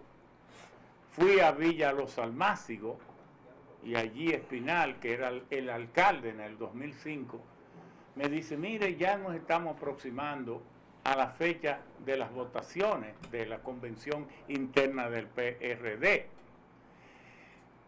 Villa Los Almácigos queda muy lejos. Ya usted no tiene que volver por aquí. Usted aquí va a sacar el 70%, no se preocupe. Pero cuando terminemos el acto, vamos a ir debajo de aquella matita para yo decirle por qué yo creo tanto en usted. Cuando terminamos, yo le digo, Espinal, ven para que me diga la cuestión. Y fuimos debajo del árbol. Me dijo, mire, yo creo tanto en usted porque un hombre tan feo no puede andar hablando en público. Entonces, tal vez. Entonces, la gente me decía, no diga eso porque le hace daño. Entonces yo en forma de chance, decía, no, lo que yo no soy es como Virgilio Bello Rosa, que ni es bello ni es rosa. Yo digo la verdad. Bien, ingeniero, cuenta Ramón Alburquerque con la estructura para enfrentar y vencer a Luis Abinader y al gobierno en una eventual convención del PRM. Mira, oye lo que pasa. No es un secreto para nadie que el 85% de la militancia y la dirigencia media está fuera del gobierno. Y se le provocó para que pidieran empleo, pidieran cosas. Y luego se le ha dicho que son los PLDistas los que tienen que quedarse ahí, que no son de carrera, que no tienen currículum. Entonces, gente buena y firme para nosotros formar esa estructura, la estamos encontrando a raudales. Ahora lo que nosotros no tenemos son esos dirigentes de primer nivel, por eso nos sacaron de la dirigencia, de la dirección ejecutiva, y porque si tienen su cargo no van a dejar el poder para salir a buscarlo. Y yo eso lo comprendo. Pero es que detrás de cada persona, detrás de cada gran dirigente, a lo mejor hay 10 que quieren serlo y algunos que tienen más condiciones.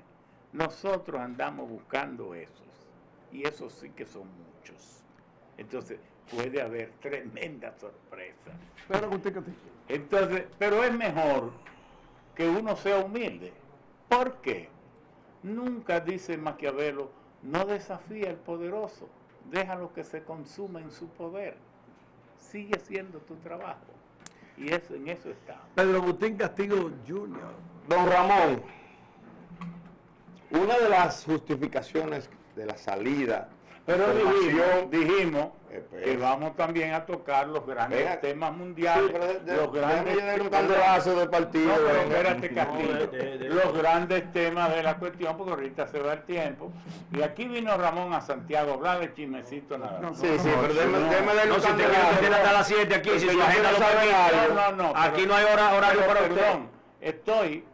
Creo yo, que la gente de Santiago, una de las regiones o la región más dinámica de la economía del país, merece también escuchar qué pensamos nosotros sobre la guerra de Ucrania, qué pensamos nosotros sobre si Rusia cierra los gasoductos a Europa, cómo esa gente pasará el invierno, pero también cómo podemos producir hidrógeno verde, cómo podemos combatir el cambio climático. ¿Qué sabe Ramón de eso? Pero a los que fuimos PRDistas y nos inscribimos con usted, nos interesa también saber qué piensa Ramón Albuquerque de la salida del PRD y el PRM está haciendo lo mismo. Esa es la pregunta que le quiero hacer. No, pero yo lo que usted de su sombrilla.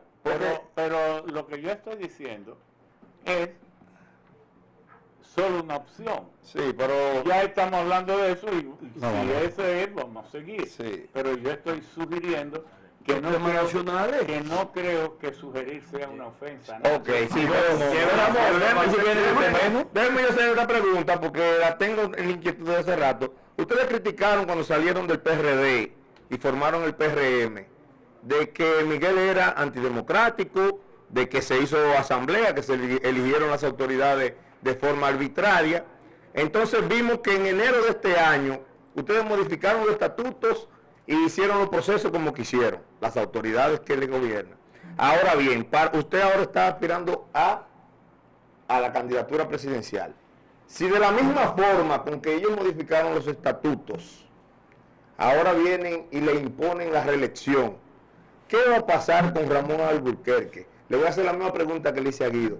¿Usted se iría del PRM o se quedaría siendo un caballo de Troya para enfrentar a Luis Abinader desde dentro? No, es que, oye, el PRM emergió como el partido iluminado, tanto que en 5 años y medio entra a The World Record Guinness, entra a los libros Guinness, porque llegó al poder en un periodo de tiempo tan breve que merece entrar como una de las cosas más extraordinarias, inauditas, inéditas del mundo.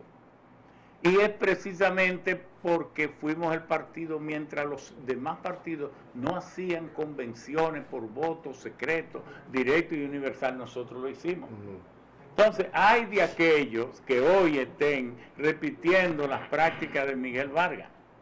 Hay de aquellos como estos compañeros que están ahora, y tú crees que el pueblo no les tiene eso anotado y por eso es que nos están apoyando a nosotros, porque nunca hemos fallado en esto de reconocer. Nosotros fuimos el único presidente que tuvo el PRD en toda su historia, electo por voto secreto, directo y universal. El único, porque ni Juan Bosch ni Peña fueron electos nunca, porque eran los líderes. Y los otros fueron electos por compromiso, para salir del paso y por negociaciones. Entonces, si los compañeros creen que pueden imponer candidatos, es todo que nos vamos fuera del poder, eso sí que hay que decirlo. Es todo, porque nadie va a votar cuando le impongan candidatos. Yo no voto por un candidato que me impongan. Ahora, si es democráticamente. Si le ganó en democracia, sí. Si me ganó en democracia, soy el primero que felicito. Porque estos tiempos, ya lo dijimos. Oiga, antes, 5, 6, 10 familias en este país manipulaban y manejaban el país, se reían de nosotros. Decidían todo. Todo, porque tenían los 5 periódicos, las 5 emisoras, pero y ahora con las redes, todos nos reímos de ellos. ¿Podía alguien venir a hablar de la oligarquía como yo hablo antes? No, pero no tenía repercusión. No, usted hablaba claro, le mandaban un círculo cerrado. No, y que llamaban aquí, que cierre el canal. Cierra el canal. Cierra. Pero ¿por qué ha ocurrido eso? ¿Por qué Peña Gómez, el pobre, andaba en todas las reuniones internacionales de la Internacional Socialista, de la COPAL, del Consenso de Washington, de la Trilateral, buscando reuniones con los grandes líderes del mundo? ¿Por qué? Porque antes la información no andaba libre como ahora.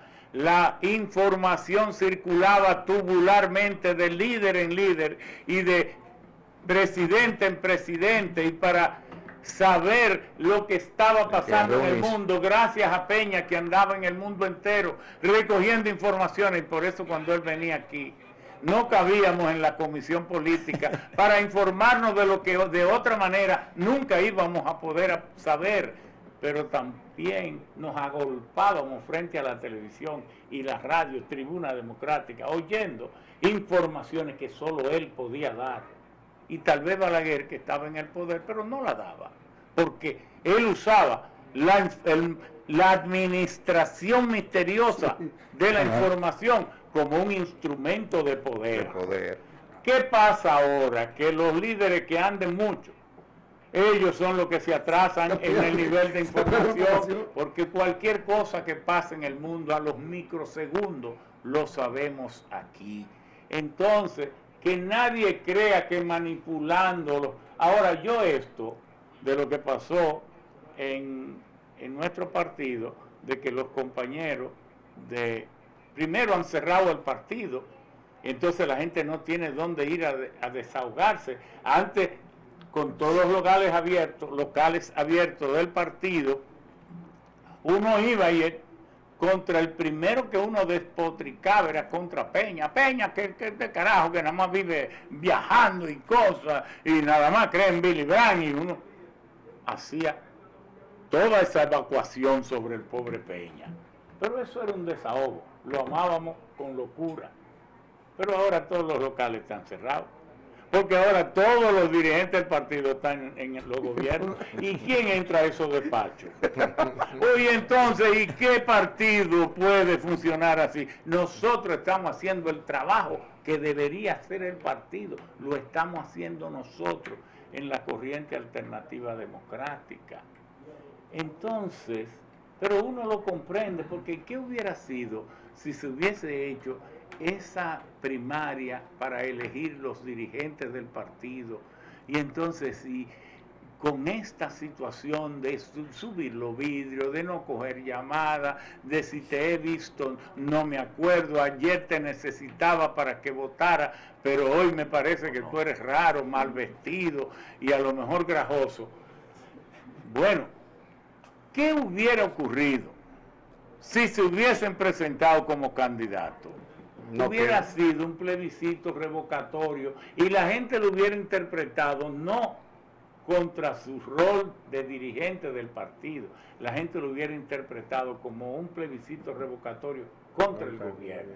Entonces yo eso como que lo comprendí, pero donde no se le puede tolerar es cuando se vaya a elegir a los candidatos, empezando por el presidente. Porque el que me aplasta a mí, se me impone a mí y es dictador frente a mis derechos, yo no tengo nada que ver con él. Pero eso lo sabe, pero eso es así. Oye, eso es así aquí. Eso es así aquí en China. En China ahora mismo está reunido el que sé yo qué, 29 Congreso del Partido Comunista Chino. 5.000 dirigentes en un solo espacio. Y allí está Xi Jinping como cualquier otro, una democracia dirigida, no abierta, pero ese es su estilo, con ese que ellos han subido. Ahora, ¿usted cree que en un país como el nuestro, que su modelo es Estados Unidos, donde todo se nos ha enseñado que tiene que ir a ser decidido de manera por voto secreto, directo y universal, que en estos tiempos de redes usted se me va a imponer? No, fíjese, no quería referirme a ese proceso de que el de ustedes, los PLDistas, pero usaron el padrón de la Junta, que son casi 8 millones. Ahí no hubo delegado para supervisar, ni la Junta manejó eso, ni nada. Ellos mismos son los que están diciendo cuántos votaron. Que muchos dicen que no votó ni la mitad. Pero de que votaron 300 y pico de mil. 500 y pico. O 500. 520.000. Dicen eso. Pero ponga usted que por la tendencia a la habladuría de la gente sea la mitad. Porque yo quiero ver que sea verdad y que sí, eso es. Bueno, habrá votado el 3% del padrón, el 5% del padrón. Pero yo estaba en mi Monteplata querida, tengo allá mi casa Y todos los muchachos me están dando 500 pesos los que van a votar. Y yo, pero como votaba todo el mundo, muchísimos compañeros que le faltaban 500 pesos, lo cogieron. Entonces, pero fíjense cómo ya la que estuvo en tercer lugar está diciendo que no va a levantar la mano de nadie. Es decir, ¿qué quiero yo decir con eso? Que de ahora en adelante tiene que saberlo todo el mundo, que los procesos electorales tienen que ser respetuosos, que ya la gente no le come cuento a nadie, que no aceptan mareo, que no aceptan todas esas cuestiones, porque es que si algo bueno tienen las redes, es que ha personalizado, ha dado un certificado identitario, ha valorado al ser humano, aún el que no tiene que comer, pero tiene la suerte de poder disponer de un teléfono o de una pequeña computadora, aunque le haya costado 500 pesos, se crea su página y dice, yo en mi página pongo lo que... Oye, se siente casi como si fuera un presidente de la República. Dice lo que sea por ahí. Entonces, o somos democráticos o no se crea líder, porque a lo mejor usted no tiene el apoyo que usted cree que tiene. O todo toro o todo vaca. ¿Cómo es que tú dices? O todo toro o todo vaca. Ramón, Hablando Dale el asunto internacional para que no, sea, eso porque se lo va a hay- preguntar Montero. Claro. Eso lo tiene ahí porque le hablo de Rusia y Rusia y Haití están conectados. Y Montero va por ahí. Don Ramón, estamos viendo desproporcionadamente cómo ha crecido el tránsito en el país. Las autopistas se han convertido en callejones y cada día hay más vehículos en la calle, tanto de 4 como de 2 y ahora de 3, porque ahora los haitianos andan en unos motores de 3, cargando toda su gente. O sea, todo lo que ya se allá lo están haciendo aquí y nadie le está poniendo asunto a eso. Las autopistas se están volviendo callejones. Vamos por Santiago, que es donde estamos. Santiago. Lo están haciendo un monorriel, lo están haciendo un teleférico, pero ¿y los carros, los motores? ¿Por dónde vamos a transitar? En un gobierno suyo, usted que es tan ducho y que lo conoce todo, ¿qué solución vial usted tendría para el país? Principalmente Santo Domingo o el Gran Santo Domingo, hablando de tanto Santo Domingo como la provincia, y Santiago, a nivel vial. Mira, uno de los problemas fundamentales es el transporte. Y un problema del bienestar de la humanidad. República Dominicana tiene 5 millones de habitantes. No sabe manejar su frontera, porque yo soy presidente y yo sí que manejo la frontera, porque al ejército yo lo voy a poner a residir el jefe de Estado Mayor, porque aquí debemos tener miedo de que Puerto Rico nos va a invadir o nos va a agredir. ¿De dónde va a venir aquí ninguna agresión? El ejército tiene aquí ya modernamente solo tres o cuatro funciones. ¿Cuál es? Controlar el flujo, pero no de que en Dajabón, en Montecristi, en Jimaní. No, yo fui a hacer un estudio de un programa de desarrollo de la provincia de Elías Piña. Y uno de los municipios que fui fue Bánica, frente a la iglesia medieval que tiene Bánica de ladrillo en el centro. Usted baja y ahí está el río. Y ahí crucé yo de Haití, los haitianos cruzan aquí. Hay como 200 puntos de cruce y nosotros tenemos que sellar esto. Pero cuando Haití evolucione y esté en mejores condiciones, como no somos racistas ni tenemos maldad contra esos vecinos dignos de mejor suerte, podemos dar otro trato. Pero ahora entrar aquí con un vehículo debe ser una cuestión demasiado selectiva y demasiado necesario. ¿Por qué? Porque si no cabemos nosotros, podemos entonces abrir para que vengan otros más. No hay cuestión, queremos que ellos vivan de la mejor manera, pero no que nos quiten el derecho a nosotros vivir como debemos. Entonces, el tema, vamos a empezar por las mismas carreteras. Este es un país lluvioso, afortunadamente. Bueno, cuando Trujillo tenía muchas cosas buenas, pero algunas eran buenas. ¿Por qué no volvemos a las carreteras de concreto? porque tenemos el cemento, una producción excelente de cemento, arena y gravilla. Y las varillas que se necesitan. Las carreteras de cemento duran 30 años con mínimos mantenimientos. ¿Y no serían peligrosos, ingeniero, esa carretera? No, hombre, tú la corrugas, pero ¿y qué es peligroso ya con la ciencia que hay? Usted le pone esa cinta ahí en Villa Altagracia, cuando tú vas, tú cruzas una cinta que hay ahí. Y eso, la curvita. Eso no permite resbalamiento. Y además tú la puedes corrugar. Y además al hacerla también, tú la puedes hacer que sean corrugadas al hacerla. Entonces, pero ese cemento, el asfalto, nosotros tenemos que importarlo.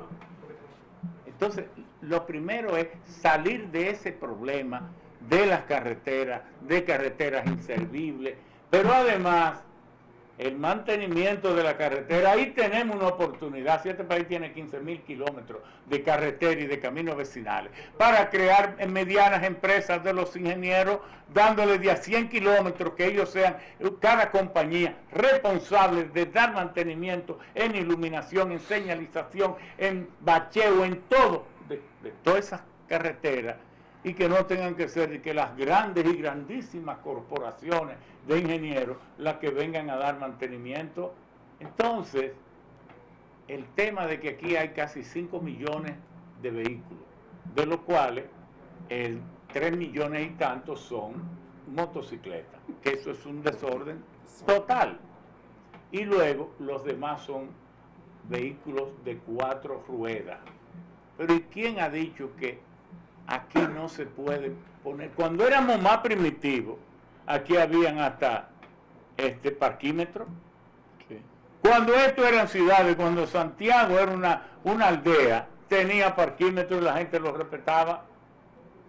Lo que pasa es que cuando los pueblos ven que desde allá arriba todo el mundo se hace millonario, todo el mundo le roba su cuarto, y entonces, oye, se forma un relajo social que nadie quiere cumplir nada. Entonces yo pienso que además terminar de mejorar el transporte en la capital. ¿Cuánta gente no se monta todos los días en el metro? Y yo he dicho que una de las cosas que hay que seguir ampliando y ampliando y ampliando, todo el que llegue al poder, es el metro. Y esto que se está haciendo aquí con el monorriel, que no me gusta la compañía a quien se la han dado ni nada de esto, porque eso es un monopolio, gente que deberían ser investigados. ¿Y no fue que se la ganaron? No, hombre, ¿qué va a ganar? Lo que deben estar investigados, muchos de ellos presos. Que la ganan por los compromisos. Entonces, este pueblo no puede ser manejado caprichosamente porque alguien tenga un fuñido compromiso que nunca ha publicado. Entonces, yo pienso que el tránsito aquí, en todo país en vía de desarrollo, hay problemas del tránsito, pero el tránsito aquí debe ser organizado, es organizable, se puede hacer, y ojalá que lo hiciéramos, porque vamos a ahorrar tiempo y mucho dinero y muchos muertos, porque la cantidad de accidentes que están dejando los tránsitos. Bueno, ustedes tal vez tengan otra pregunta que hacerme. Yo tengo, bueno, si ustedes... El saludo a Moisés Barrientos, que socio de esta plataforma en la ciudad de Houston, Texas. Le manda un saludo a don Ramón, él es un admirador suyo. Brito, yo voy a ser un admirador tuyo también. Y sobre todo tengo que terminar de ganarme ese voto tuyo. Ingeniero, ya para concluir, porque lo están haciendo más señas que el queche de aquel lado.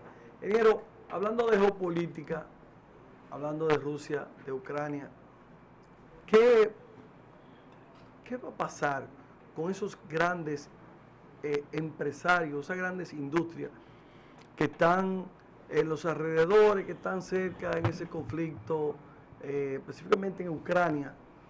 ¿Qué va a pasar? ¿Qué piensa? ¿Irán a emigrar a otro país? Pero mira, Ucrania no es un país muy industrializado, porque Ucrania Ucrania nunca fue una nación independiente.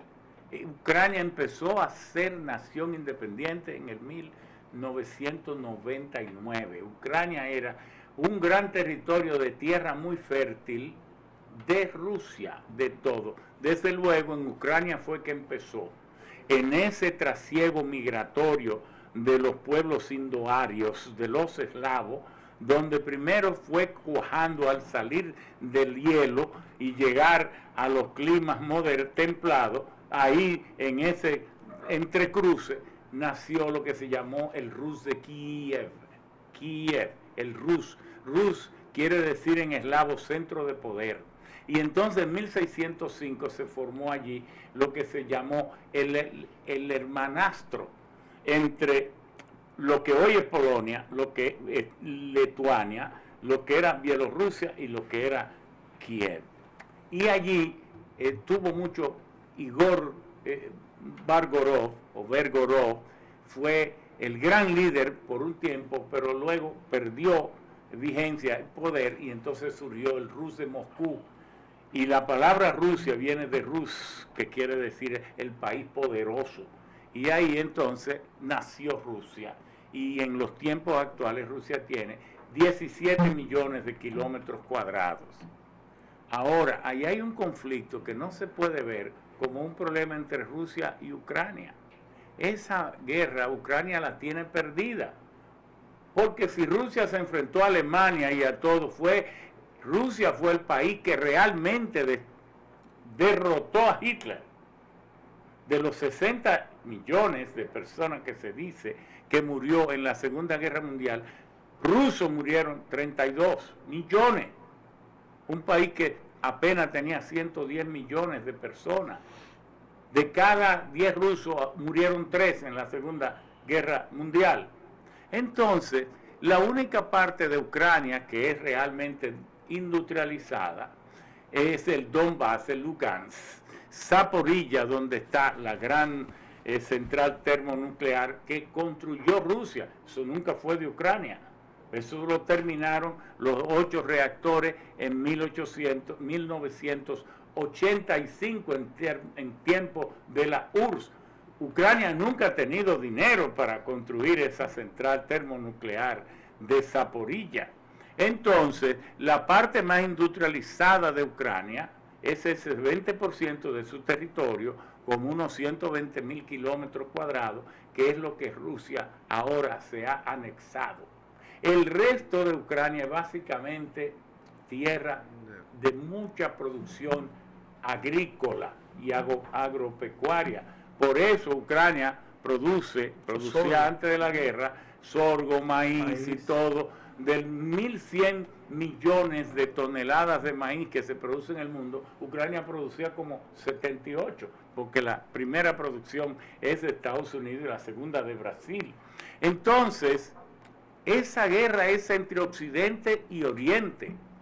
Esa guerra es entre esa China que surge apoyada por Rusia, Rusia con tecnología más o menos equivalente en términos de guerra de galaxia, con un sistema de misiles nucleares transatlánticos que pueden cruzar los océanos. Y esa China, que ella domina el segundo lugar en la economía y se igualan junto con los demás países a Estados Unidos o lo superan ya. Y Estados Unidos, que había emergido como la nación indiscutiblemente más poderosa de la Segunda Guerra Mundial y más fortalecida por el rol del dólar en el mundo como la moneda del 73% del pago de las transacciones financieras del mundo, pues Estados Unidos no tenía contendor, y más que surgió con el dominio de las bombas atómicas, que las únicas 2 bombas atómicas que se han lanzado en el mundo fue el 6 y el 9 de agosto de 1945 sobre Nagasaki y Hiroshima.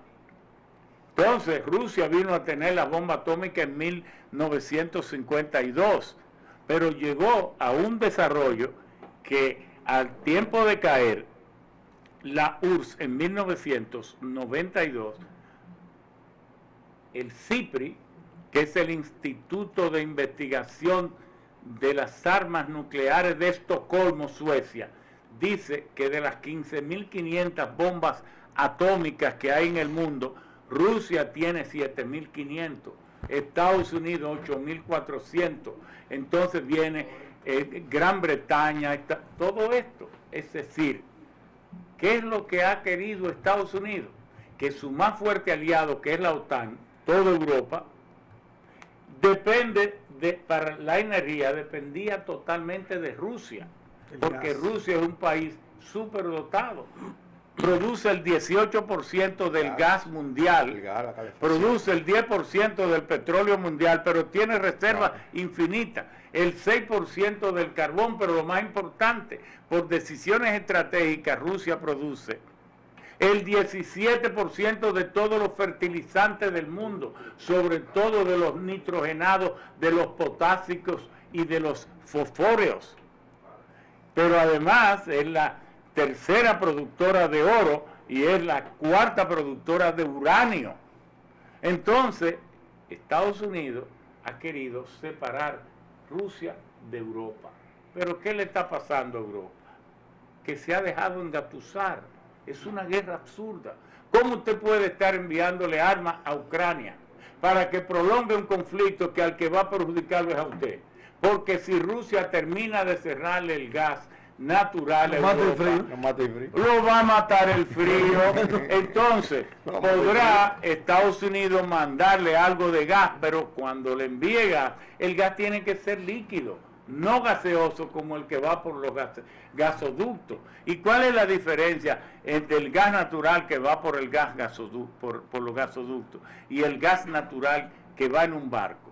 Que el que va en un barco, usted tiene que tomar 600 galones del que va por los gasoductos, enfriarlo a menos 162 grados centígrados, licuarlo en un solo galón. Entonces, ese gas que, por ejemplo, nos llega a nosotros, a Andrés Boca Chica, un solo galón equivale a 600 de esos galones que van por los gasoductos, porque usted no puede meter en un barco un gas flojo a presión atmosférica, porque el contenido calorífico es muy bajo y el barco va a llegar casi lleno de aire. Usted tiene que meter 600 galones en uno solo líquido. Entonces, para usted tener esas plantas que licúen el gas, en Estados Unidos hay muchas, y en Arabia Saudita, y en Qatar, pero hay el número suficiente de plantas. Pero allá en Europa se sabe que no tienen las plantas suficientes, pero entonces el problema, solo hay 272 barcos metaneros criogénicos. La criogenia es la ciencia que estudia el comportamiento de los materiales a temperaturas extremadamente bajas. Entonces, esos barcos también tienen que llevar el gas natural en forma líquida y tienen que vivir generando esas frialdades para poder mantenerlo líquido. Pero de esos barcos solo hay 270 y están comprometidos. Podrán llevarle gas a Europa. Entonces esa es una guerra absurda. Pero lo peor, para cerrar, es que la mayor parte de las industrias de Europa, y usted verá que si esto se prolonga un año más, Alemania, que era la más próspera, Francia, se irán a la quiebra como naciones, pero casi totalmente. ¿Por qué? Piénsenlo ustedes. ¿Qué va a hacer una empresa, una mega empresa, en Europa, cuando el combustible y el gas le va a hacer 3 veces? Pero además, cuando, para poder paliar la dureza de las situaciones, le están subiendo los impuestos a los bancos, a las grandes empresas, como está haciendo España, Francia y todo, se van a ir pagando tanto impuestos, con la energía tan cara y con la incertidumbre de una guerra, porque ¿dónde es que han ocurrido todas las guerras mundiales? Qué bueno. Es en Europa. Qué bueno ese buen estudiante. El ingeniero me acaba de decir a mí la realidad de esa guerra, y le voy a decir ahora a ustedes que yo entendí de esa guerra. El ingeniero me acaba de decir a mí que Estados Unidos, que ya logró que el dólar está por encima del euro, Estados Unidos sigue enchichando para que Europa se joda, y Rusia está metiendo a China, que compra el gas para que se lo venda al doble a Europa. Europa quiebre y entonces Europa se arrodilla. Ay, no, pero entonces en todo esto, excúsenme por la indiscreción, ¿Qué hará Estados Unidos cuando quiebre a su mejor aliado y a su único gran aliado? Porque América Latina, que está en América, porque este continente de nosotros, que nunca... El Salvador. Este continente de nosotros, que nunca hemos sabido valorarlo bien. ¿Por qué? Todos los continentes están en un hemisferio. Asia, ¿en cuál hemisferio? Está en el hemisferio norte. Europa, ¿dónde está? En el hemisferio norte, pegadito de Asia. África, Brito, ¿dónde está? En el hemisferio sur. Oceanía, allá más abajo. Europa, ¿dónde es? América, ¿dónde está?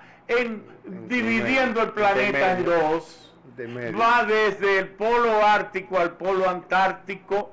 Tiene todas las estaciones, porque nosotros tenemos como continente al mismo tiempo al trópico de Cáncer y al trópico de Capricornio. Cuando en Estados Unidos es invierno, en Argentina es verano, pero cuando es primavera en el otro es otoño.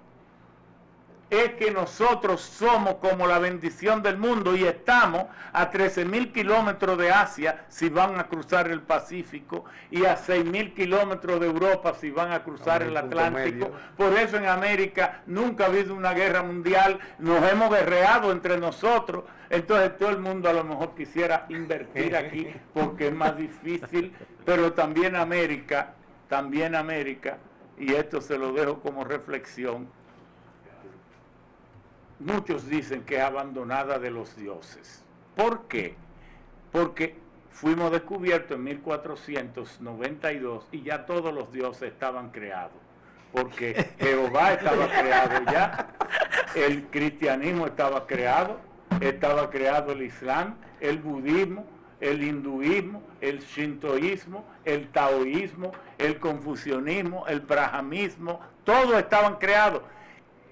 Y las religiones que habían aquí y sus templos, vinieron los españoles y todos los ingleses y le hicieron templos encima. Por eso, debajo del templo, en el zócalo de la Catedral de México, están descubriendo todos los... Entonces usted me quiere decir que aquí se fundó el ladronismo. No, que aquí los dioses casi todos nos han abandonado. Bien, señores. El ingeniero dice que aquí se fundó el ladronismo, señor. Lamentablemente el tiempo se nos agotó. Queremos agradecer al ingeniero Ramón Alburquerque por haber hecho un espacio en su apretada agenda y venir a Santiago y compartir con nosotros en su espacio el candelazo de la tarde. Porque otros aman a Mao y yo amo a Santiago. Ama Santiago. Muchas gracias. Será mañana cuando sean las 5, cuando estaremos con ustedes nuevamente.